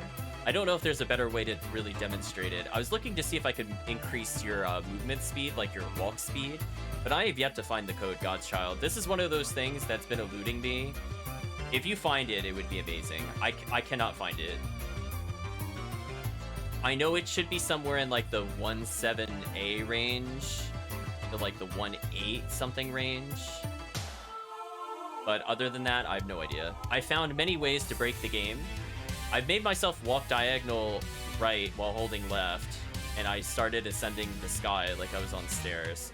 So I know the movement is in there somewhere, but Godchild, I'm letting you know, that code is such a mess. So I think what they did, to explain it briefly and why this was so annoying to implement, every single component of the axe armor, like his arm, his weapon, his helmet, his body, and his pants, are all different sprites, and all of them are given different speed values. I don't know why they did that. I don't understand it, and it is so confusing. So you can make his like armor separate from himself because it doesn't move at the same speed value of your other character. Yeah, it's like completely insane. But I could not find what physically increased my overall speed. I found ways to make the sprites offset, but it wasn't where the camera was located at any point. It was very weird. Yeah, we have the faceplant ability. We have the ability to basically use what would be Power of Mist. So to do the high-level explanation, L1, like Mist, is going to be like your dodge mechanic. So you're going to do that to just get through enemies without taking the damage boost, or to go through Mist Gates. You have some very limited mobility, but it's not intended for flight. So flight is the typical bat button, R1, and that's intended to be stacked with other things. So you could stack flight with the movement button, which is Wolf, R2, or stack it with faceplant, which is L1. So you could give yourself what would be like Power of Mist, for example, where you have extended flight without falling. Or you can take advantage of the momentum mechanic, which will show up in a little bit. Gravity jump I mapped to the movement button plus up and jump. Just thought it was easier, honestly. We'll be showing off some of the new momentum stuff. Most of this is just talking about the speed caps. It's probably too technical. But what I will state is that there are spells the character can use. So based off of what relics we have, we will get more powerful with spells. So all the bat relics improve fireballs. All the wolf relics increase things like your dash strike, as well as your ability to speed up or decelerate. And on top of that, increases max speed. So wolf is speed, bat is spells and a little bit of flight, and L1 is utility, your dodges, your other sorts of things. So that's the high-level summary without going into a breakdown. But there should be basically no useless relic. If you go in from the standpoint that you will not collect relics, you will be destroyed by this mode, because your damage will scale very slowly. You have to earn your damage scaling by killing the bosses. That was the intent for it. And there's some other things too, like Echo of Bat can toggle the lights on in the, whatever that room is called to go to Spike Breaker. The dark room, I guess. I think that's what people call it. So there's a lot of other utility other than just adding stats. But I figured this would be a way to kind of gate where it is. So maybe depending on what relics you pick up, it will change your playstyle slightly, because they are mostly noticeable buffs. Like, getting 3 bat relics early, even if it's not solo bat, is really big. Honestly speaking. I now allow you to be permanently in axe armor, so if you go to the death room, death can't remove axe armor from you. There's one more bug I have to fix, but I don't think I'll do it by Saturday. Yeah, I want every relic to feel fun. Like, the only thing that's kind of lacking at the moment is probably Holy Symbol. But all of the form relics, even if you get them out of order, do something. I think that's a key difference between my approach to it and other things, but it is what it is. Oh, you gotta go, God's Child. I was just about to show the momentum, actually. Let me go hide the screen. I'm gonna say, if you want to stick around for just 2 more minutes, I'll show you something funny.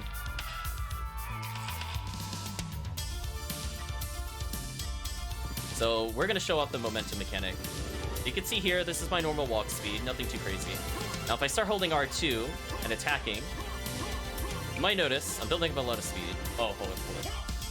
God. I think we had other cheats enabled, so it crashed. Give me 1 second. Okay, there we go. Let's kill these things, show up the new spells.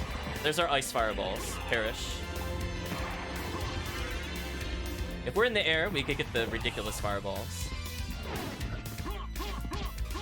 Bop them real quick. Oh, why do I have no MP? Oh, I have 62? Ew, that's gross. What happened to my MP chat?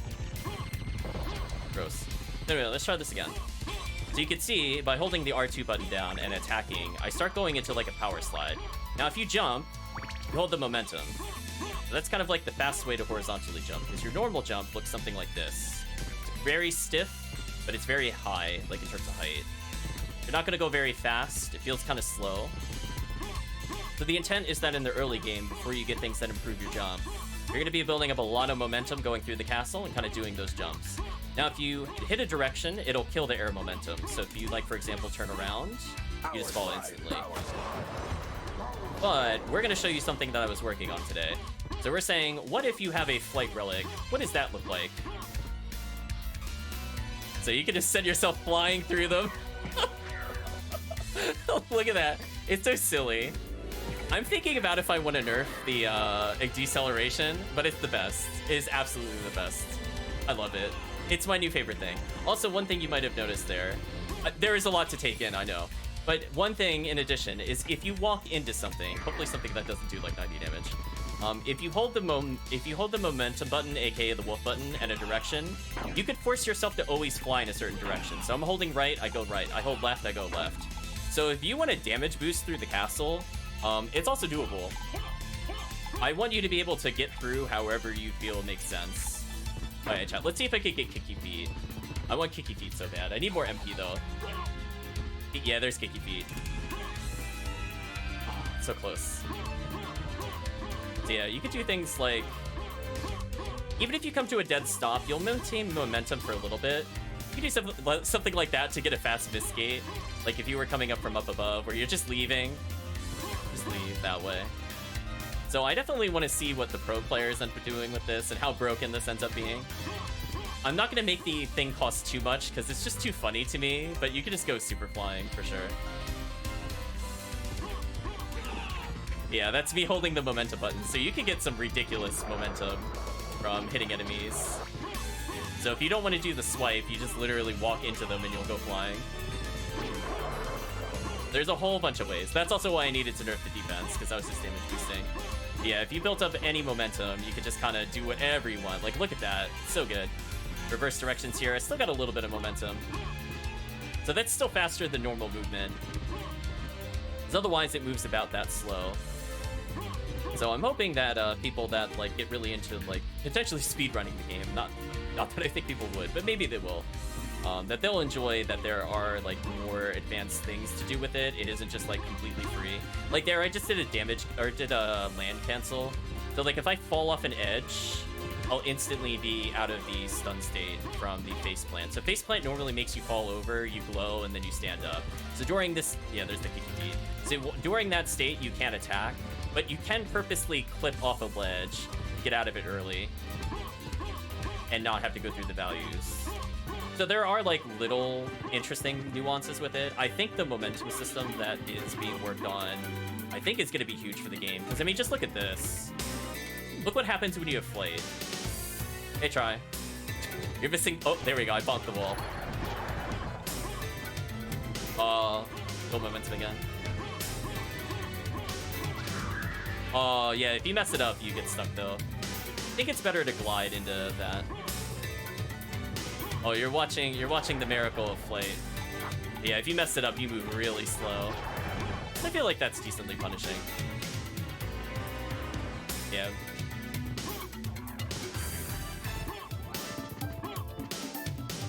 So I think we now have the movement tech of the game. I was worried it would be too simple because I'm not looking to do like a ton of command inputs. In fact, this game is more like hold button press. So you have to release the buttons with good timing or figure out when you should be holding it.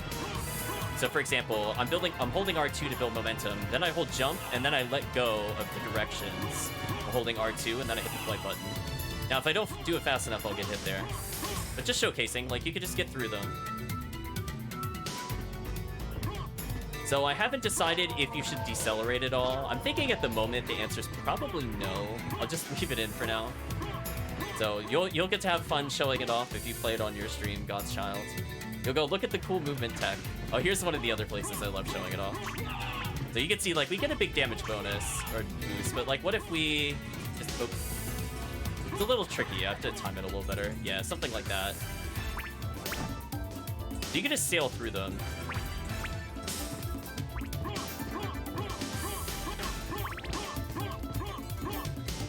Yeah, there we go. I want something like that for max movement. Yeah, you could go through this room super fast. And you are rewarded for getting that precision jump. You can still bonk the ceiling. You have to be a little careful there. But you can see with Flight, it gets really silly. However, that was too steep of an angle. Oh my gosh, it's amazing. The best part is when I land, I still have the momentum. So as long as I don't hit a direction, I can keep doing momentum cancels. Like, what I mean by that is I'm holding nothing to get the momentum like that. In fact, if I hit anything, I stop the momentum. So I'm actually trying to break myself of the habit of doing it. But essentially, like, if I land here and just immediately jump, I still have momentum, as you saw. Like, I didn't hold a direction for that. And it's because I hadn't been in the ground for so long that I wasn't decelerating. So I'm probably gonna leave this in for the beta, because it's just amazing. Love it too much. Yeah, maybe we'll give him a cape. One thing I was looking to do eventually is to change his color, but that I also couldn't figure out. He's kind of a mystery. Most of his code seems to be in one spot, though. It's not, like, in the same location as the other ones, though, so that's why it's kind of difficult to manage. So finding, like, where his color is designated, I have no idea. But we'll mess around with it. Oh, that's interesting. When I go through doorways, it kills the momentum. Interesting. I'll probably leave that in. Yeah, another place I was testing were these staircases. This was like such a great... Yeah, I get to... Yeah, there we go. Just go through the wall. I love that. I don't know if I'll fix that. I find that too funny. That'll be my little secret chat. It only works on that wall because there's a mist gate there. I know. It only works because the mist gate is there. It's amazing. I love clipping through the wall there. That'll be our little secret chat. I'm not fixing it. It'll be there forever.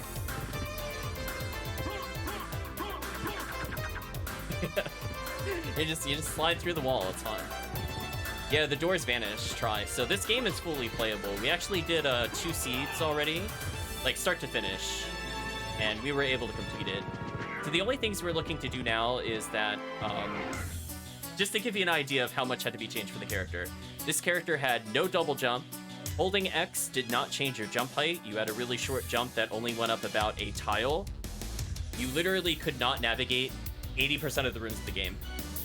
So we had to fix that. So we gave him flight, we gave him dodge moves, we've given him spells that use MP, we gave him MP regen, because he also had no MP regen. And one thing we're working on today is subweapons. So he can use some subweapons.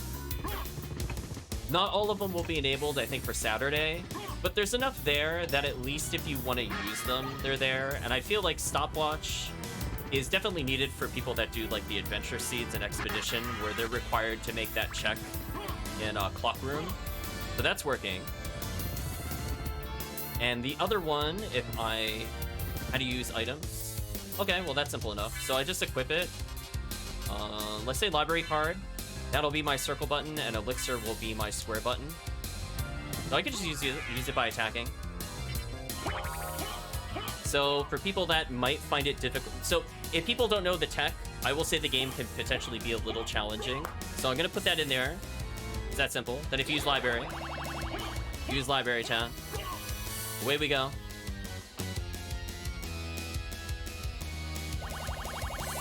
So people should be able to get like a speedrun experience with that, because at least now you could go to the library. So I don't want to inconvenience the people that want to go fast. Can you give them flight after acquiring a relic, maybe? Oh, I have Duplicator on. So I also made it detect whether or not you have Duplicator. So if you don't have Duplicator, we'll eventually use it up. Oh, wait, item cooldown. Wait a second.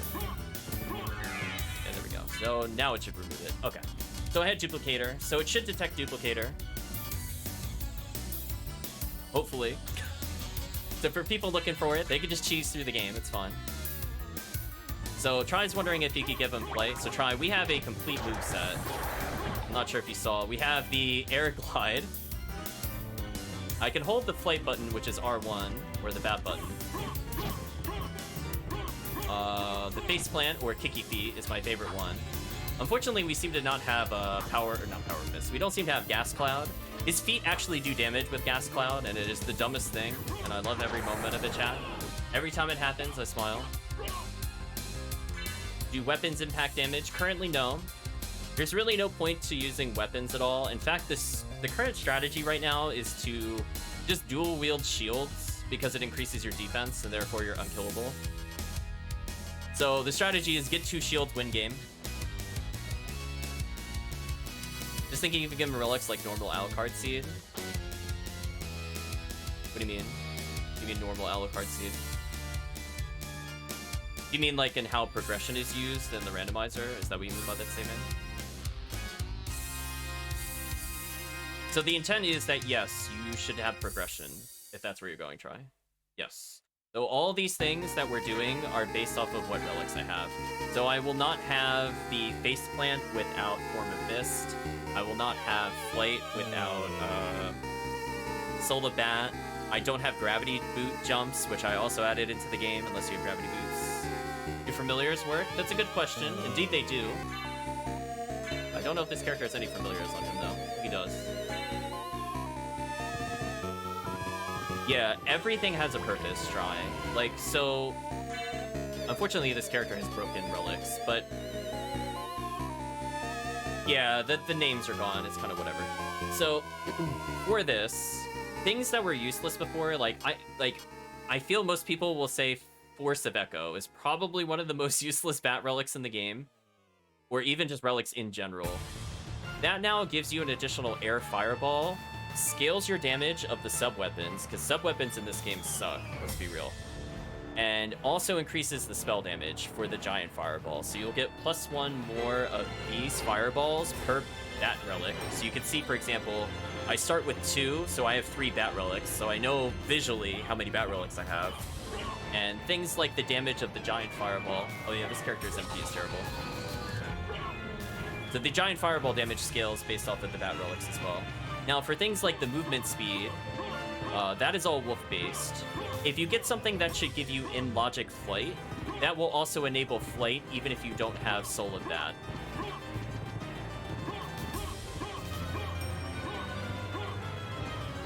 So that's kind of nice. So for example, if you get Gravity Boots plus Wolf, that should give you infinite gravity jump. So I did think about it. I have to check to make sure all of those scenarios are covered in the code. I tried to code them. Whether they're working or not is another question.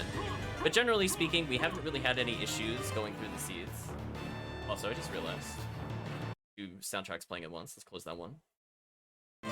So the intent is you will still go through normal progression. You might be able to do some things out of logic. Like, we have really funky ways of clearing the... what's it called? This room. Still no dive kick. We have a fast fall, but no dive kick. Adding hitboxes in this game is very annoying. So if it's not already there, and it's not like separate from the character. It's quite terrible. So like I could technically add literally the dive kick hitbox, but it won't give you the functionality of what Alucard has where he jumps off of it afterwards. Yeah, no dive kicks, unfortunately. So we'll showcase like a couple of ways to get through this. So for example, I have Force of Echo here. Force of Echo? Got the name of the relic. That doesn't sound right. Echo of Bat. So I have Echo of Bat and not Force of Echo. And that allows the room to light up without you needing to go through. Because I don't do the bat sonar. I feel like that's just a waste of time, to be real with you. So now the room is lit up. Does this character have Spike Breaker? Oh, it does. I mean, I could delete Spike Breaker. Oh, is my permanent axe armor not on? Hold on. Can't have that, chat. Save that real quick. Let me just delete Spike Breaker real quick. We don't need it. Goodbye, Spike Breaker. So just to showcase, we have a lot of health, but if I were to like go real slow, you'll see like I'll take damage from the spikes. So that's not good.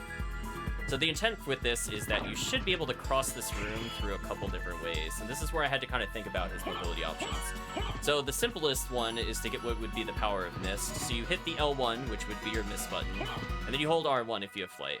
That's all you need to do. You don't take damage from the spikes. You just have a fun little slow journey through the spike room, and you're out of there.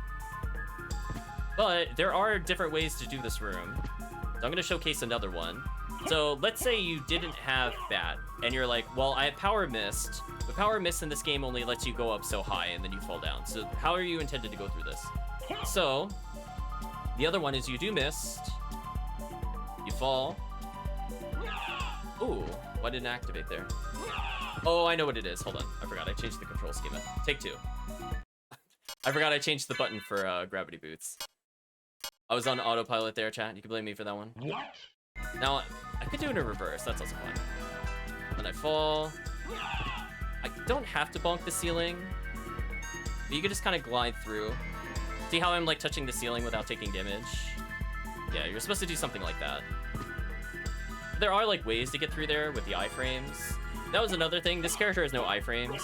So for things like dodging O-Rocks, you could literally just slide backwards and try to dodge it. So there's a couple of ways to do it. Now that the momentum system is here, I don't know what the best one to do would be. Like, I don't know if you want to get like a running start like you do with the normal bat. Oh well, that didn't help. I held a direction there. I don't know if like it would go faster with that or not. I mean, it would. I guess it would technically be faster. Yeah, it would be kind of awkward. I think that initial wall is too high. There's nothing to like curve you up high enough without losing the momentum. Yeah, you could do basically everything in the game. I would like to modify where his collision is a little bit, but I also could not find that in the code. That's something in the future. I would love to shrink his, like, see how, like, he is very tall? I'd like his collision to only occur when he's flying about where his waist is and not where his head is. So that way it's a little easier if you don't want to do the other method to go through this room. Because right now, like, if his feet touch the spike, you take damage, and if his head touches the spike, you take damage. That's, like, a little much.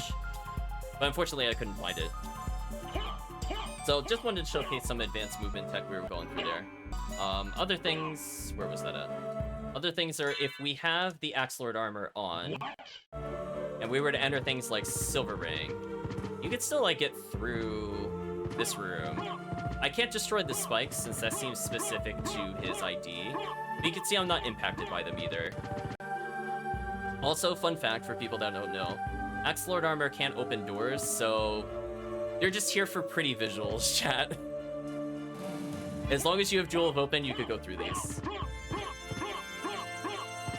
Yeah, so that's one thing we're looking to do, I think, in the next patch, Zero Limit. Fully agree. I literally yesterday just found out how to add things to the way I want, and I still don't know how to change his color. Like, I can make him glow, and that's about it. Like, that's all I know how to do. Nothing else works. Like, I'm serious. So all the things that you would do to modify Alucard, like changing his palette color, or altering his state so he's in a position, or giving him different animations, those don't really exist for the Axe Armor. They kind of didn't care. So we kind of have to force some of them in. So, like, the best I can do, for example, let's just do one on the fly.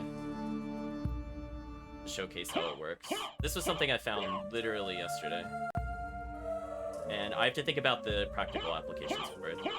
So maybe I'll share the list with God's Child, because I know he likes to go through these things. But God's Child might remember we had a list. Speaking of lists, let's get the right watch list open. One moment, chat. I'm going to close the one that I use normally for testing. We're going to save it. What I'm going to do is I'm going to open up the watch list that God's Child compiled, and I added more notes to. Let us do the watch. And we'll add in the sub-weapon. By the way, I'm just throwing ideas out there. Could everything be done? I'm definitely not complaining. This looks difficult. So no. I don't take it as complaining. Don't worry. I'm taking it as constructive criticism, and honestly, 80% of what I think what has been talked about in the chat, not specific to you, but just in general, I think I've agreed with. But it's more like a combination of how do we get to there, or what are the trade-offs?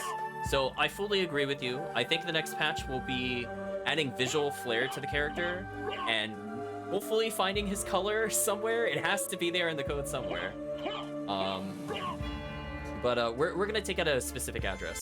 So there are high-level discussions. So the 07300 address range, though it's in hex, it's kind of a weird number system. Everything there, those thousands of lines of code between 7300 and 7400, usually have to do with Alucard. They have to do with either his speed, his jump, or sometimes even his attack. So like if you hit the square button, there's space reserved for his attack. Now, when you use a sub-weapon, there are other addresses shown. In fact, there's a whole range from like 7400 up to like 7900, where in intervals of 188 is a entity. So one of the big mysteries of the game was, how do I add something that's not already there? So like, for example, I want to do a sub-weapon, but it doesn't exist. Something has to spawn the sub-weapon. So God's Child was looking at it on my behalf, and there is one little code. It's in a very fixed position within that 188. So regardless of what the starting address is, 34 from the start of whenever an entity exists is its activation flag. So we were taking a look at this, and I have a whole list of things that this can do. Basically, any item effect or sound effects or anything like that is doable from here. Captured a balloon pod to be in reverse P, but I couldn't get it right. Yeah, a big thing with it is that, like, a lot of the times you can get, like, the hitbox or some of the AI to work, but the sprite doesn't load. So I think you're at the same state I'm with God's Child if you've been messing around with it, where, like, you can get all of the underworkings to go there, but the sprite is like, I have no idea what you want. So let's just give a very simple one to demonstrate. So if I take the number 41, or is this in hex? Hold on. Oh no, it's an unsigned at the moment, that's fine. Yeah, so if I put in the number 41 and let's freeze it. If I put in the number 41, voila, I have now caused something to exist. You can see that there's values in the bottom right that didn't exist before, and this is all related to its AI. So I was kind of doing a back and forth, seeing like what kind of made sense. I can, for example, let's do 61 as another example. I can summon a single summon spirit. He's having a ball. So there's a lot of addresses in there. I'm gonna let you down. I'm sorry, chat. This has been one of the most requested things. I cannot do it because of the sprite, but maybe chat will find, or not chat will find, maybe God's Child will help me find a workaround for the sprite. But people have been asking me forever to replace the cross that Richter uses and give that to Alucard instead of the normal cross for Alucard, because Alucard cross kind of sucks. Be real, chat. It costs way too much MP. Damage is very mediocre. You might use it literally once in first castle. It's just whatever. Oh, we're a different color today. Nice. So I was trying to see this. So his cross is 3. So if I were to throw the cross here, in fact, let me just put it in there. And I were to make this a 3. You can hear it, but you can't see it. So some of his weapons, even for him, don't quite work. Oh, there it is. It's actually up there. So maybe it does just work for him, just not for Alucard. So it is there. Oh, that was the other thing I forgot. So the downside of doing it this way is that because it's not being called from his character, I just put that value into existence. It defaults everything to 0, 0. So 0, 0 in this game is the upper left pixel. So if you hear it and then walk left, you should be able to see it. And that's why you might see, like, if you look in, like, SotN sheets, they're like, make it axe rain. It's more the axe is literally starting at 0, 0, arcs upwards off screen, and then if you face right, it falls in the center. But the sub-weapons that are the same, actually the exact same between Richter and Alucard. So the answer to that is no. Yeah, there are differences. Some of them behave very differently. Like, this cross is very different than Alucard cross. But every number for sub-weapons for Richter is completely different from Alucard's. I don't know why. And in fact, what's really weird is that library card for Alucard is a weapon crash for Richter. So I don't know why they overwrote certain values. To me, that doesn't make any sense. Yeah, for Richter, it's his clock crash, where he summons, like, the 5 clocks. It's very weird. But you can essentially just force him to have anything. So we'll take number 53 and Unsigned, for example. Yeah, I'll probably share this list with God's Child if he wants to mess around. But basically, I'm just looking for anything where you can throw it and it summons an item, so that potentially could be food. We could make food throwable on demand. So for the food fight command, we might literally allow you to only throw food. Yeah, there you go. Summon Bible on Richter at will. So this was something that was just a very, very recent discovery.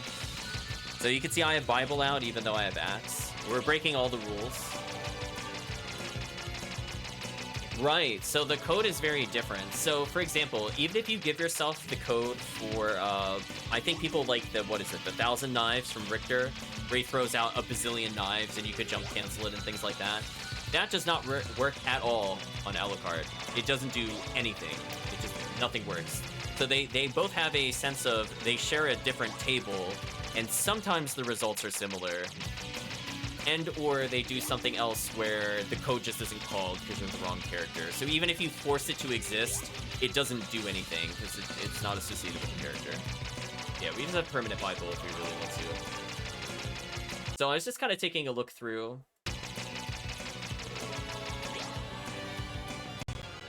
Where is...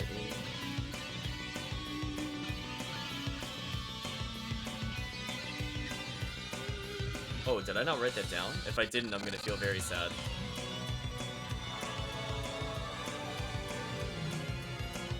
Oh no, I did. Okay, I did, but I have to switch character. Well, does it work on this character? Okay, let's have a learning experiment. So there are some numbers reserved for character colors. So what does this do on Richter versus Alucard? I put in the number 38. Well, that's his dagger. His dagger is 38. That's weird. Then if we go to Axe Armor, there you go. So it's mostly just kind of documenting these things. So I can add visual effects to the character. So like what Zero Limit is saying, I just have to figure them out. And I really want it in there. I think I have one that we might do for the Mist, for example. Thank you for stopping by, God's Child. We'll be streaming this Saturday and releasing this probably Saturday. So if people are interested in it, by all means, this will be available on GitHub. And you could just play whatever you're seeing today. Yeah, see that little guard? I might do that like when you first like do the face plant. So that way people realize they're immune at least. It does make you glow a little bit, I think. No, it doesn't. Yeah, so like it'll be there. Oh, is it waiting for me? Oh, that's interesting. So if I'm invincible, it doesn't actually play. Oh, well that kind of takes that thought away. But that's kind of amazing though.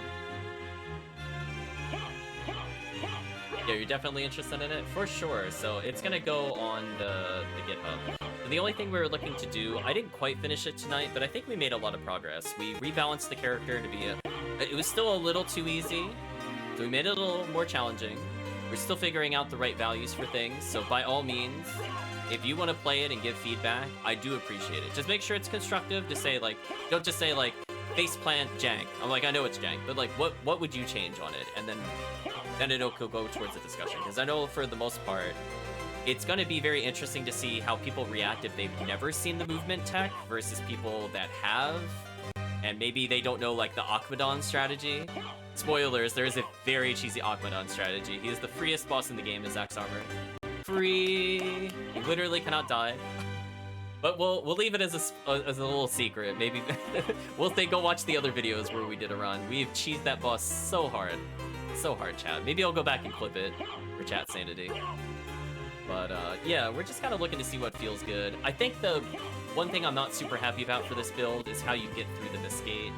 So like, you could get through with the glide, with L1, but when you hold R1, it doesn't let you go through. Kind of whatever. Not a big deal, ultimately. It'd be nice. So yeah, I'm just looking to compile all this. I would say from a completion standpoint, it's literally playable as is. You can do every room, get every relic does something. Bosses have different strategies on them. It's not just like one spell all the time, because I, for example, have to choose between doing like a red fireball for certain bosses, or thunder, or even ice. Yeah, like, I can potentially override the animation manually for some of these. But I love the kicky feet, where if you walk forward, just get into the kicky feet animation. It's my favorite. I don't know if we have Gas Cloud to show off. Maybe we will. You know what? I'll just get myself Gas Cloud. Since we're just doing look and feel stuff anyway. Give me, like, a bazillion relics. Oh yeah, this was definitely one of my favorite accidents. I think most people that have seen it, it's just amazing. So we're gonna make Kicky Feet. I just call it Kicky Feet. You could call it Tantrum. Some people call it the Tantrum. Okay, do I have Gas Cloud yet? I do, okay. So that Kicky Feet actually does damage, now that I have Gas Cloud. So what poor unfortunate soul is about to be destroyed by Kicky Feet? There we go. I'm coming for you, yeah, there we go. Oh, yeah, I got him. Yeah, I love the downwards falling one. That's my favorite flight animation. I try to do this one on purpose. I find this one so funny. It's like he's trying to swim so hard. So I think that's my little mini game when I play. Not necessarily speed. It's like, what is the dumbest pose I could get him stuck in? There we go. So if you hold the flight button, it does less damage. It still does insane damage, don't get me wrong. If you slam into them though, like if I were to just hold it like that, it does more damage. So you could just drop kick them. That is a legit strategy. Krista kick? Something like that. It hits a bazillion times. It's an ailment, it's I think stone. I think that's stone. So there are enemies that are just straight up immune to it, which is fine. I think, like, for example, you should not be able to kicky feet Drac to death, probably. But you can kicky feet a lot of bosses to death, don't worry. So just giving all sorts of options. I know, for example, friend of the stream, Chrisigrim, will play my mod and other mods on his stream with a hard mode patch. So I also kind of designed it a little bit so that the damage types were flexible. In the core game, a lot of enemies do not have resistances at all. They mostly only have weaknesses. So, like, I know a lot of people say, like, Dark is useless or Curse is useless. And that's true for bosses, but honestly, there's so few base enemies that even resist elements. Like, it really surprised me going through the list where I'm like, wow, like 35% of the cast is weak to fire, and almost nobody is resistant to fire except for a couple bosses. And obviously, like, Cerberus. But I just found that kind of interesting. So, if you play it on the hard mode patch, at least you have different damage types to get around that. Like, your axe is cut, Pinky Feet is petrify, you got fire, ice, and holy. If you initiate the face plant in the air, can you stop it before you land? So no. So I'm forcing you to always land with it. You can cancel it, as I said before. You don't have to do the hard landing. Like, see, if I let go, I flash and then I can stand. You can, like, fall off a ledge to cancel it if you do it right. It gets rid of the animation. Like, there, I didn't have to go through the full thing. So there are, like, little There's like little things you could do to optimize not being in that state. But I figured it's supposed to be like a dramatic slow motion fall. That was kind of my intent with the move. It's turned into a movement tech, but you know, it's kind of funny just flying through like that. If you just want flight as is, there is the bat button. It's not super fast normally. Does it do more damage based on downward speed or distance? That's a great question. It actually does. So if I drop kick, not distance, but it does it based off of speed. So if I drop kick him, it does, I think 10 base damage, so I think he's 4 defense. If I'm holding upwards and I'm doing it, I only do a couple bit of damage. I do like ticks of 1, essentially. If I'm just going neutral, it's like 3 or 4. And if I'm out of if I'm out of the hang time and I start falling like that, that'll do, I think, 6. The drop kick is 10. You just straight up smash into people. I could technically have it with the distance tracker. It's not a bad idea. I think I've seen a system like that in Aria, where like your dive kick damage was based off of how far you fell. I could have it do it. I'm not sure how to track if you're going like up versus down the whole time. That would be the question. Yeah, for sure. I definitely want this to be like the absolute stomp. You just do that and they explode if they're a ground-based enemy. So for sure, I want it to feel fun. The Kicky Feet has some uses. I love that it could just absolutely wreck Medusa heads, for example. Oh, no, it's guard now. It doesn't work anymore. Or sorry, it's petrify now. It doesn't work anymore. I still like it for destroying projectiles and going through enemies. And again, funny enough, some things that you think would have the resistance don't. So, poor Armor Lord here stands no chance against the Kicky Feet. To murder him. But yeah, so it's about a mix of like what you find fun and speed. I feel like for people looking to experiment, there's a lot of different ways to do damage now. So for example, if I'm fighting the flower, I could fly up and melee it, right, if I have some kind of flight.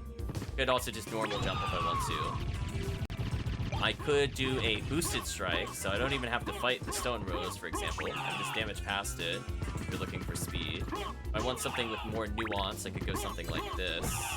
Oh, I got sniped by the projectile, that wasn't fair. Yeah, this one's a little trickier to do. I gotta do it for like 1 frame. Yeah, there we go. And actually kill her on the way through, which is funny. There's also like the air fireball. She's not weak to holy, but for enemies that are weak to holy, I mean, at what are we at? Max relics, so we're at max spell power. 81 times 2 is pretty big, and that's per fireball. So we can absolutely melt some of the endgame bosses. So if you get lucky, maybe you'll get strong spells. Otherwise, you've got the wolf relics. Sometimes it's just good enough to dash strike through them. So I think it rewards you for kind of experimenting. And trying out the momentum system, trying out dashes. Hopefully this will make it kind of fun to play. Unfortunately, I think it's pretty late. So I don't think I'm going to test the Subweapons fully. I'm only at level 15. I also took, you might notice my stats are not level 15. So don't take this as an advisement that you at level 15 will do this much. Me at level 15 with somehow 13,020 MP and 66 int, which are not normally achievable, then yes, you will be very strong for sure. But we went through and it felt fine. I would say, like, as I said before, some bosses are still basically one-shottable. I can't help that. They're like that in the base game. Scylla lasted more than a few seconds because we can't just wing smash instant kill her. So good job, Scylla. You last longer than normal Alucard. Cerberus is pretty easy. We got the ice fireball, so if we position it properly, that's another thing I meant to say. So like when you do the fireball, there's a slow one, and you can purposely stack that on the enemy by getting really close. So it rewards you for good positioning, rather than just flailing randomly on buttons. Like another skill implemented in the game. So that helped deal with Cerberus. Olrox, I think, is like about on pace with regular Alucard. Other than that, I feel like obviously if Alucard ends up with anything like Vorpal, Chrysogrim, Duplicator with Cross Shuriken, all those will completely outspeed the axe armor, and my intent is to never, ever, ever get to that power level. I feel like that kind of takes the fun out of the game for me, honestly. And so, with what we've tested so far, Dracula is about a 2-cycle. Not anything like shoot. It's slower, but it's not like it's not like some 5-cycle nonsense.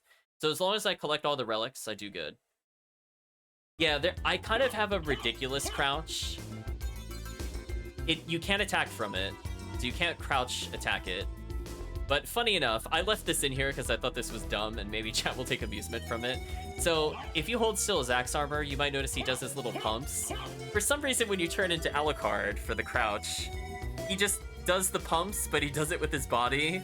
So it just looks like he's always angry, doing all sorts of things there.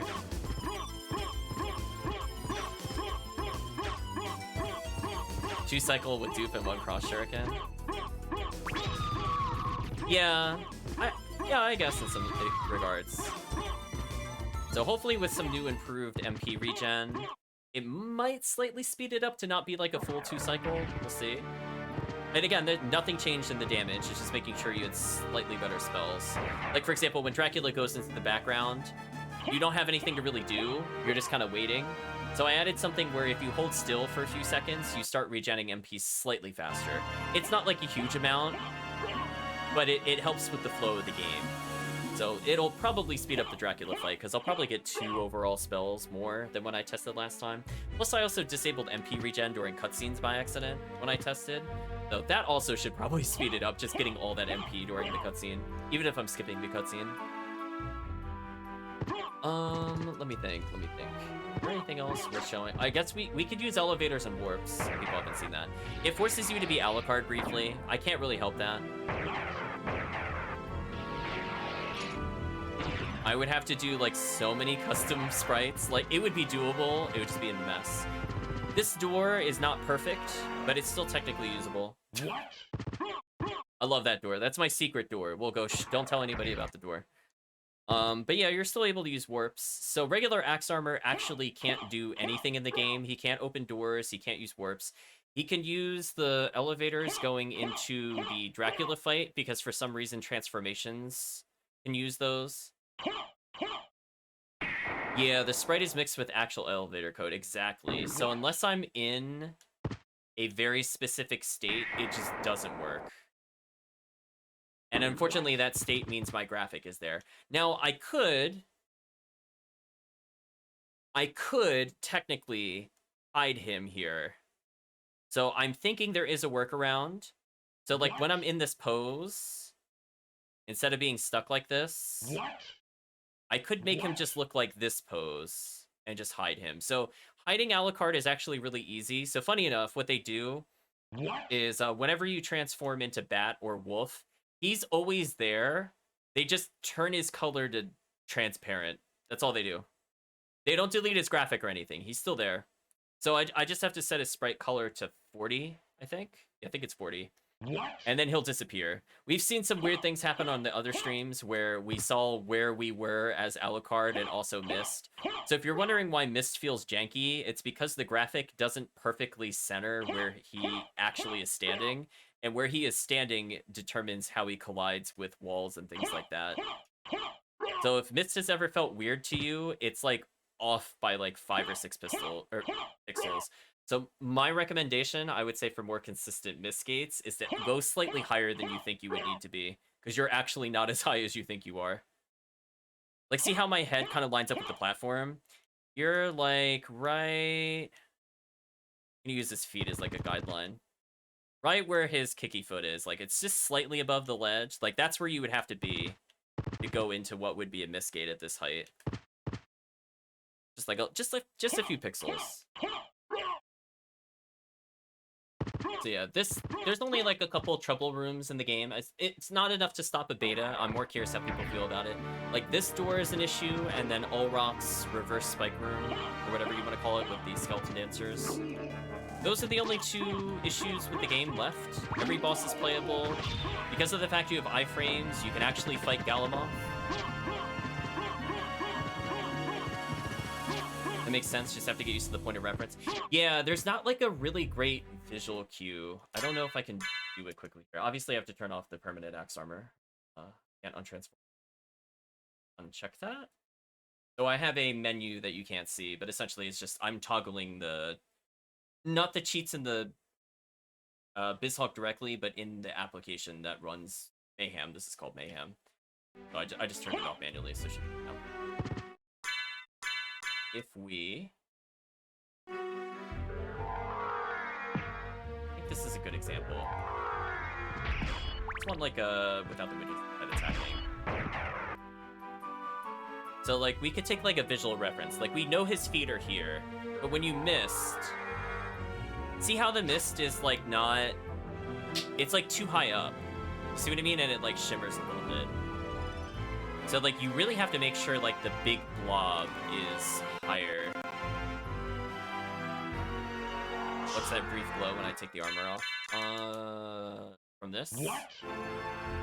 Oh, I think that's from... I think it's trying to unload his graphic, and the way Mayhem handles it, it will appear more often than not. I'm curious if I can make him glow like that for Mist or something like that on purpose, but it's very hard. It's like sort of between states with Mayhem. Normally you don't ever see the glow, but it does exist. It's just with Mayhem it delays it slightly. Yeah, I would love to learn how to get that color specifically. Yeah. Because like once I learned that, it would be easier. But for sure, it's all completely unexplored territory. I guess I could show off some dumb things before we end the stream, but I think I'm too tired to do the Subweapons mission. I've taken some notes, you know, I need to delay how often you use them, and they're not going to feel great, I want to say, on the Saturday patch. So I'm expecting it to not get, like, too many positive things about it, other than, like, stopwatch works, so thankfully we can do an entry seat or whatever, but we're going to be working on that pretty much all the next couple of weeks, maybe 3 weeks, to kind of iron out how the sub-weapon should feel with the axe armor. And then we're going to put more love and care towards it, because this is something I literally found yesterday and went, wow, if we had this in for testing on Saturday, this would make life really easy, even though it's had no play testing compared to the other things that we've touched. Let's see. There's something I wanted to show. Oh, I know where it is. I'm looking at the wrong spot. We're gonna ignore the RAM watch list. Say goodbye to that one. We're gonna go to my movement list. Or I'll save the change. Yeah, so it's definitely like figuring out what works there or not. So something I'm gonna ask Godchild to kind of help with. There's this 07A range. This seems to be mostly where the axe armor stuff is. There are things outside of that range that do impact him.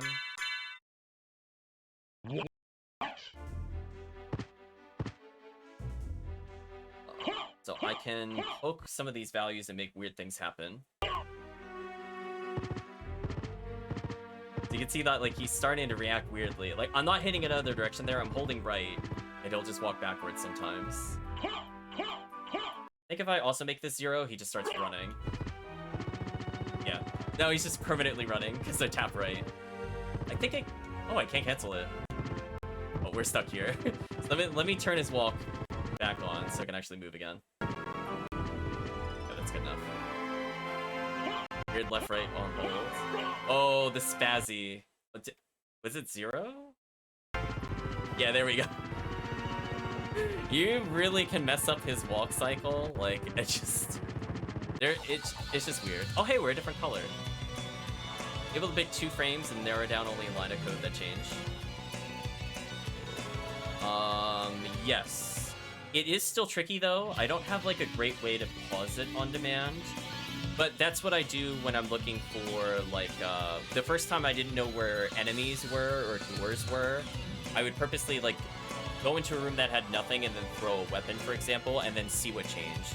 But you're right, that's one of the ways you can find things. The problem with it is that a lot of these are static values. So things like his speed, like his acceleration, actually never changes. So it's set at the beginning of the game, and it's never touched. So you have to just kind of figure out from testing things literally randomly, where in the memory it should be, and then you just kind of guess. Do you have any other crazy ones?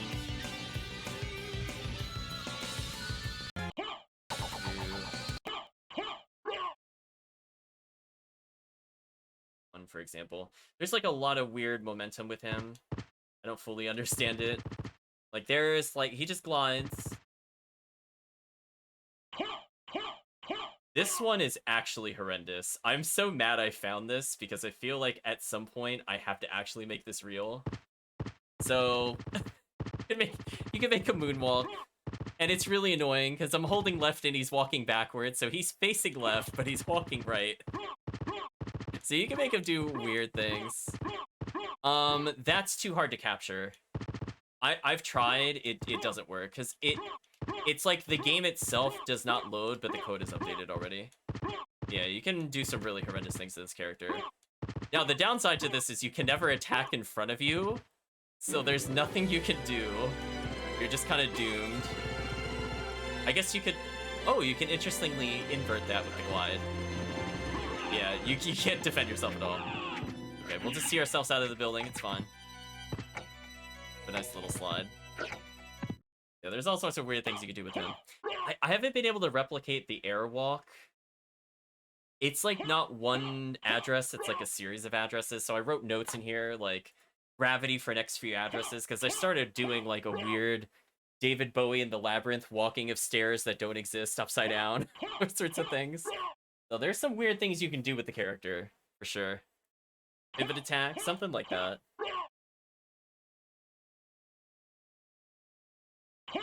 But I'm still exploring this. So to give an idea, like this value and the AA, so also to give you an idea. So if you're not aware of hex, normally in your numeric system, you have a base 10. So you go from 0 to 9. This one goes from 0 to F. So once it hits 9, instead of 10 being like another digit, it's A. So this whole region from 170, not A, 000, I went all the way up to 17A. I went through every single one of those lines manually until I found something. I literally would just poke at it. I would go like, if it has a value, what does it do if it is 0? What does it do if it is 1? Now, granted, there's a lot of things you can't see with that. So I'm looking for those specific ones for a very visual thing. So like what you're talking about, if I can find what has changed, which kind of works, kind of doesn't, for the axe armor color, I might be able to kind of poke those one at a time. Maybe. But we'll see. I'm hoping to just continue through where I left off last time with the axe armor and figure out his momentum, because right now momentum is fun, but there's still a lot more that you could do it. Is that the reason the library shop glitches turn amounts of gems into numbers and letters? Yes. So technically what you're doing is you are selling down to 0, then you subtract 1. The game goes, okay, you should be at -1, but then the game goes, oh wait, I'm using something called an unsigned integer. There is no such thing as a negative number. So how do you represent something that's normally negative? Where instead of it all zeros, we're gonna put all Fs. So when you sell it, you'll be at FF, which is 250, 255. Yeah, so it'll underflow. So it'll go from 0 to 255. So that's just a byte, just one of these bytes, the 2 digits there, will go to 255, and it'll get very confused. But yeah, you might also see it, for example, if you have a duplicator and you end up with negative stats, the game also behaves extremely weirdly. Like, your luck will be, like, slash or minus, but then, like, no number is there. So, yeah, you'll see that in, like, you might actually see that in a seed on purpose without cheating if you get early duplicator. Especially if you get starting duplicator, then all your stats will look really weird. Like, it'll look maybe fine here on the left menu, but then you go to look at it in this menu, and you're comparing the stats here, and then some of them are like, oh, I'm just gonna put, like, slashes, I don't know what to put here, and it just gets really confused. So... Yeah, so I think this one is his graphics, this 154. Like, I can make really, really weird things happen to the axe armor, for sure, from there. And I'm going to use this watch list because, as I said before, I want to focus on momentum. It's anything that determines his coordinates. Wow, I must have been really tired when I typed this. Why did I spell horizontal like that? Horizontal. Okay. See, I'm allowed to make fun of myself on that one. I don't even understand. Let's at least fix the typo now that I've seen it. So I'm just trying to gather like what makes the character work in like different segments and kind of focusing on it one at a time. So now that I focused this week mostly on entities, understanding how enemies are made so that I can fix the spike room, that led me to figuring out how the subweapons were made. The subweapons are their own thing, and that allows me to potentially get character effects. The character effects, obviously, like you're stating, would be a really great visual cue to do players. So like I would like to get one visual effect in for Saturday. I don't want it to be like the whole thing, but it would be nice for at least face plant for it to look different. Everything I know about the code of the game, it's held together by duct tape and glue. So I'm going to give you a really great example of why this has been so difficult to change. Like not only is almost everything in here unmapped, right? Like out of 2,056,000 bytes, I think is the total size of this game. There are like 5,000 at most known codes. That's it. That's all people have documented. Not kidding. That's it. So every Game Shark cheat is like maybe 1 byte in all of the game. There are, we're talking in the 1180000 in hex, and they're in like the 09s at most, or maybe the 07s for Alucard. Everything else is unknown. So there's so much to go through. But then on top of that, so keep in mind lots and lots and lots to look at. But on top of that, the way they code the things is very indicative of a coding process where somebody picks up the code, they knew what they were doing, then they handed it off to somebody else, and they decided to do what should have been the same thing and coded it completely different. So I'm going to give you a great example. The spikes in Clock Room versus the spikes in the Dark Room versus the spikes in the Skeleton Dancer room are not coded the same way at all. They do not behave the same way. I'm not even talking about position in the code is different. I'm talking about like how they even check to see you're on the spike is completely different. Let's take it as a case by case example. The Clock Room is very straightforward. The Clock Room is a sprite that does damage. If you touch it, you take damage. It turns off briefly so you don't get juggled. That's it. Straightforward. The Dark Room. The Dark Room decided, we have several layers of spikes, so instead of just doing one entity, we're going to draw a giant hurt box in the room, and we're only going to toggle the hurt box on at certain coordinates if you overlap with our trigger space, and then it will damage you. So I'm like, oh, okay. I mean, they could have just done strips of hurt boxes, but whatever. They want to have like a master controller system, and so for that one, you can't turn off the spikes because they don't technically exist. There's nothing to turn off. So I had to find the master controller. So once I found what controlled them, I deleted it, and that's how you're able to get through there. And now the reverse spikes one is like, what if we didn't have a master controller and we had several fields overlapping and we don't populate any of the damage values ahead of time, and we will just arbitrarily turn them off or on depending on where you are in the room. And that has been a total nightmare. That one has been like, I'm looking at it, and I'm like, I have looked at the code over and over and over, and I'm like, I have no idea why this room is so different than all the other rooms. Or another great example, the silver ring and the reverse silver ring. That one is the extended logic of the Clock Room. So the Clock Room is one single spike, you step on it, it breaks. The silver ring is a long strip of hurt boxes. The Dark Room is, for some reason, we're going to have a master controller, and the spikes don't actually do anything by themselves. And if you delete the controller, it doesn't work. And the other one is, we don't have anything governing it. It's just, I think, relative to where you are in the room. And then it turns on per entry, which is really hard to get it to turn off because it will constantly update to turn it on. Nightmare. Yeah, then there's the same exact subweapons existing twice. Yeah, they're like, not in the same place in memory for some reason, and they have slightly different, sometimes different features. Like, uh, what would be the cross throw for Richter is not available for Alucard, but his cross item crash is Alucard's normal cross. So like sometimes the functionality is shared, sometimes it's not. I do feel like some of it is sort of similar, but then like how it activates things like the item crashes are very different. I mean, like maybe that's why that. And I was about to say, and the holy waters are slightly different.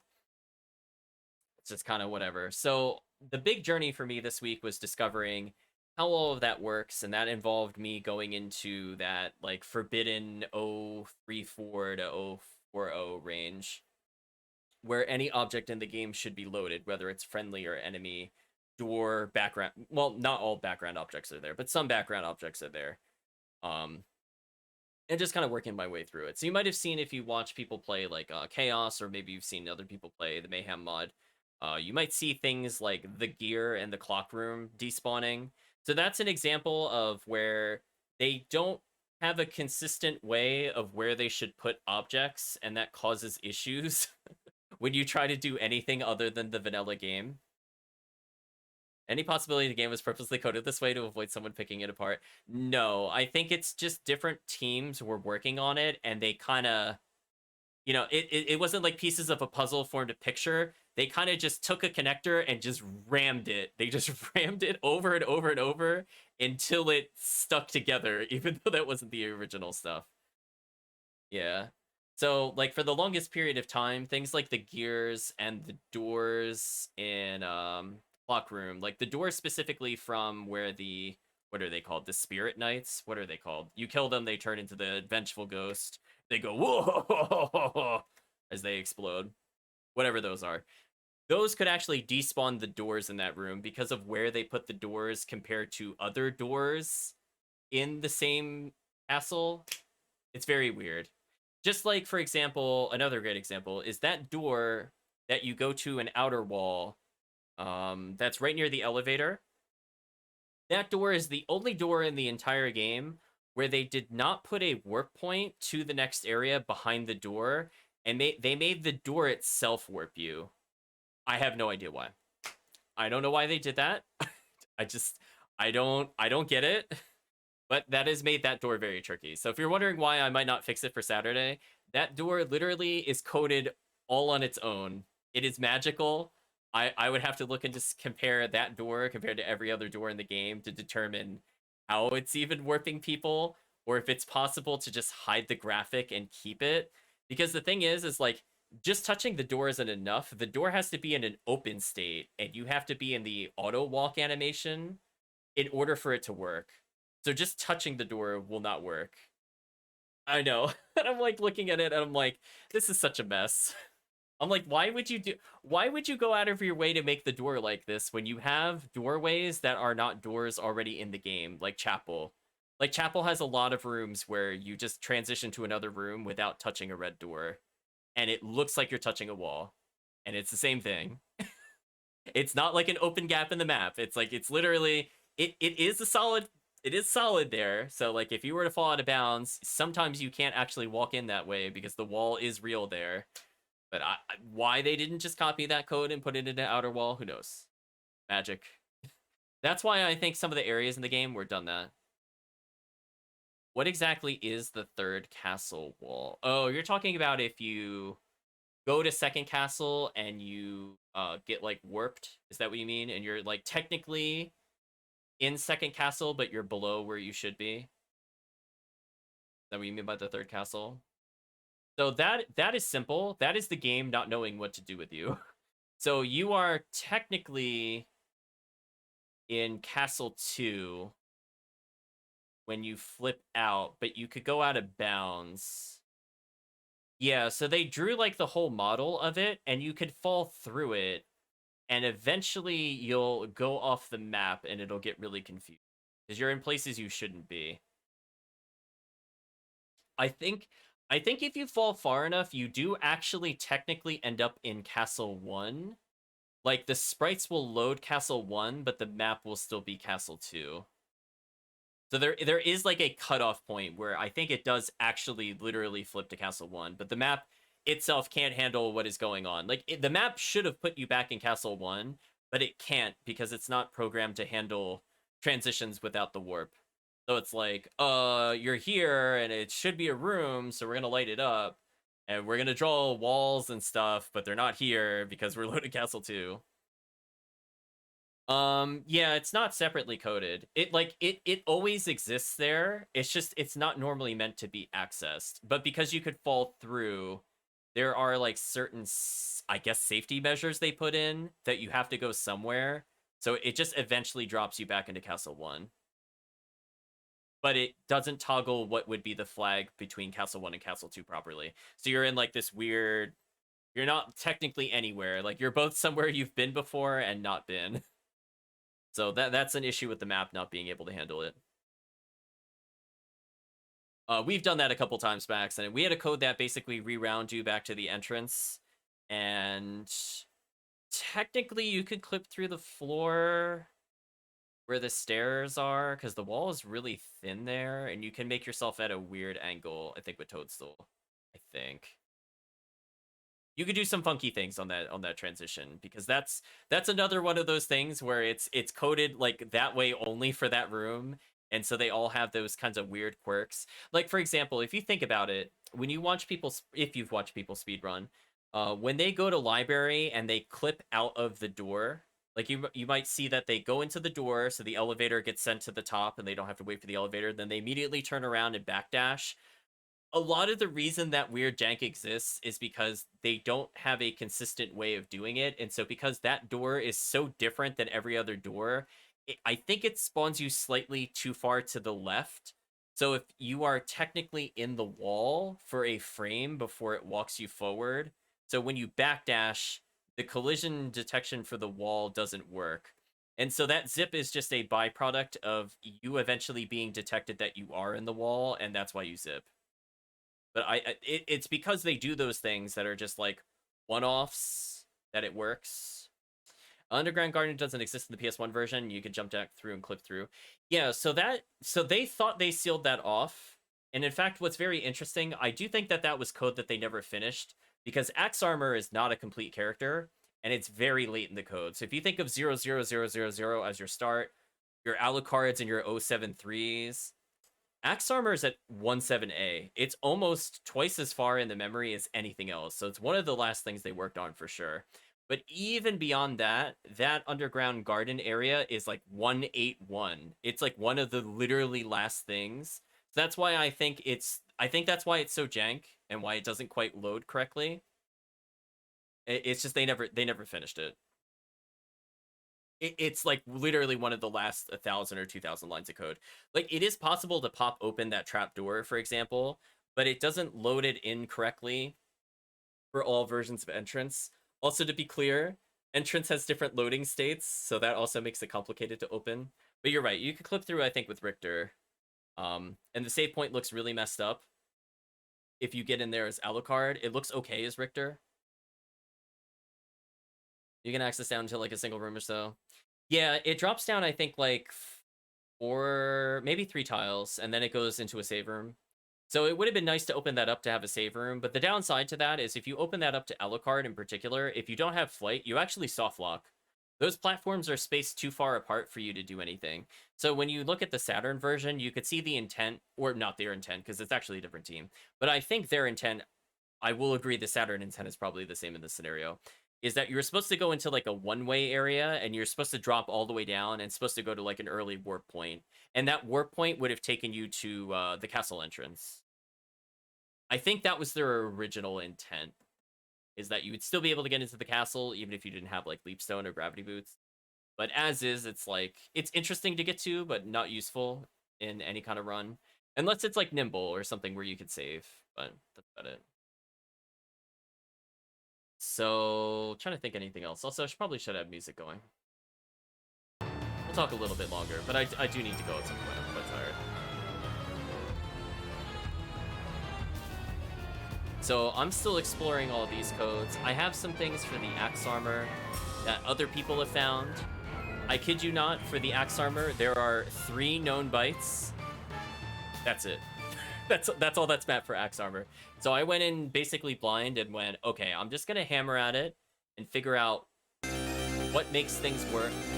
I'm gonna check things like Talik has a API for developers to take a look at.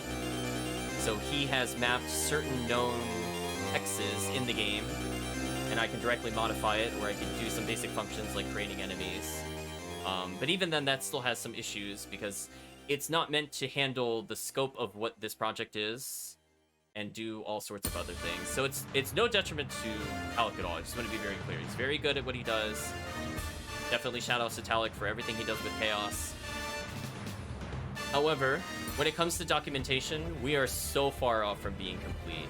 Like, for example, I don't see anywhere online or in any forum what those 188 bytes do in an entity. Like, it's been identified that there's 188 bytes, but as of now, I only know from what Talik has mapped 14 of them. I have since gone through and tested some of them, and I know closer to maybe 40. So I have given my watch list or some notes over to God's Child when he tests, things of that nature, and we're just slowly trying to compile it. So I don't know if people are looking for like a big, I don't know what the word is. I was gonna say decomp. My brain has stopped functioning with larger words. Decompile, whatever you want to call it. There is not like a go-to source for this information. There's some decent cheats to get you started, but they're not going to tell you the relationship between those values. They're not going to tell you, even individually, why they're different for different things. So there needs to be like a big book of SotN, I think, at some point. Anyway, let's read what the chat said. I saw there were some comments. Gonna pull the Saturn code in extra areas and 3 bytes out of how many total again? Yeah, so like the axe armor, just to go from... Actually, let's do math. Let's do math real quick. The start of his graphic, I wrote is 17A145. So that is... 154. Dyslexic there for a moment. That is byte number 1,548,628. So I have looked up to 7AA63. So let's just look at the ones that I've looked at. Not how many exist for him, but just the ones that I've looked at. That is a total difference of 2,328 bytes. So just for that beginning portion, I know 3 bytes, and that's not all of his code. So those bytes will not even like do much for me. Like the one that is useful is probably his jump height. That helped get the ball rolling, so I know what general region he is in. Programmed, he's somewhere. But in terms of like what everything else does, it's whatever I find. And it behaves in very strange ways, for sure. So a lot of it is just hammering at it, thinking outside the box. Just just so chat is clear, I do code a little bit for work, but I do not do like C#. I don't compile my own mod. I literally have never done that before, except to go into SotN. So this is literally the first time I've ever compiled for a game mod. I've never done that before. I have not gone through C# at all. I've taken no classes on it. I just went through and went like, I understand coding from a very high level, and I work with some coding languages, so I understand some principles and some other values. But in terms of like hex, I literally have never looked at hex before prior to this year. So this is all new. So if people are curious, you could probably pick it up. It just will take a while. That's the downside. If you don't have the experience, it's going to take time. But it's possible. I mean, I'm kind of brute forcing my way through and kind of cleaning up the code, figuring out best practices, performance concerns, and things like that as I go along. And that's where somebody with a lot of coding experience, like Talik, would shortcut that from like weeks or months of optimization and processes and mapping it cleanly to, oh, it'll take a couple days. It's all there. You don't have to think about it from the high level. You don't need to restructure. You don't need to reorganize. And that'll save a lot of time. So definitely shout out to Talik for jump-starting that entire process. But I basically just looked at his code and tried to figure out what it meant as it went along. And coding is mostly, you know, it's mostly readable as is. It's just mathematical for the most part. I'm like okay with mathematics. So yeah, it's just been a journey. So who knows? Maybe I'll use some advanced concepts in there. Love how this game, as old as it is, people are still trying to strip it down, trying to figure out its mess. Yeah, it's certainly a big mess. But ideally, it'll be more fun. So I'm hoping that people that are interested in the Axe Armor will give this a shot. If you're interested in seeing more content, I'll do one last plug before we stop the YouTube recording. I will be doing a full run of this again. I did one on Monday, if you want to check the VOD. I did one on Tuesday. I did 2 runs this week. And we'll be doing an adventure run for the first time on Saturday, because I feel like that'll force me to go to new places to see if everything is loading as intended. Because again, doors were a huge obstacle in this game. But I think they've been conquered now. But who knows? We should probably still check around the castle. Maybe we'll find some really goofy doors that are one-off programs, like the outer wall door. And then we have to deal with them. So at minimum, I want to make sure every seed type is playable. Yeah, those doors. Oh my gosh, chat. The jewel doors, oh my gosh. Those drove me wild to figure out. I was like, what is happening? But yeah, the jewel doors are also inconsistent, zero limit. Even though they're all blue doors and they all have an open animation, they're all coded differently, so that was fun. I had to it was literally like tackling a logic puzzle. I sat there and I was like, what the heck did they do with this? I'm like, sometimes the blue doors are 2 different entities, sometimes they're one entity, and this determines whether it's solid. I'm like, oh my gosh, what were they doing? I'm just like, I don't even know what to say. So yeah, I think a fairly clean run was probably Monday. We had a bit of a break in Tuesday, and my jump button was a bit weird, but we got flight early. We showcased very cheesy boss strategies, but all this new momentum stuff, it literally started coming in between Monday and Tuesday. Like, I was even talking to Chad on Tuesday where I'm like, I literally am just starting to fine-tune some formulas and figure out what feels good. But obviously there's always room for improvement with it. And that led to the silliness of zipping around the castle today, is where it's ended up. So it's already evolved a lot between even just Monday. A very fluid project at the moment. But I think for now, we're going to say goodbye to YouTube. We'll stick around and talk a little longer, chat, but I think I am fully done. So if you've been watching this on YouTube, thank you for joining, and hope to see you again next time.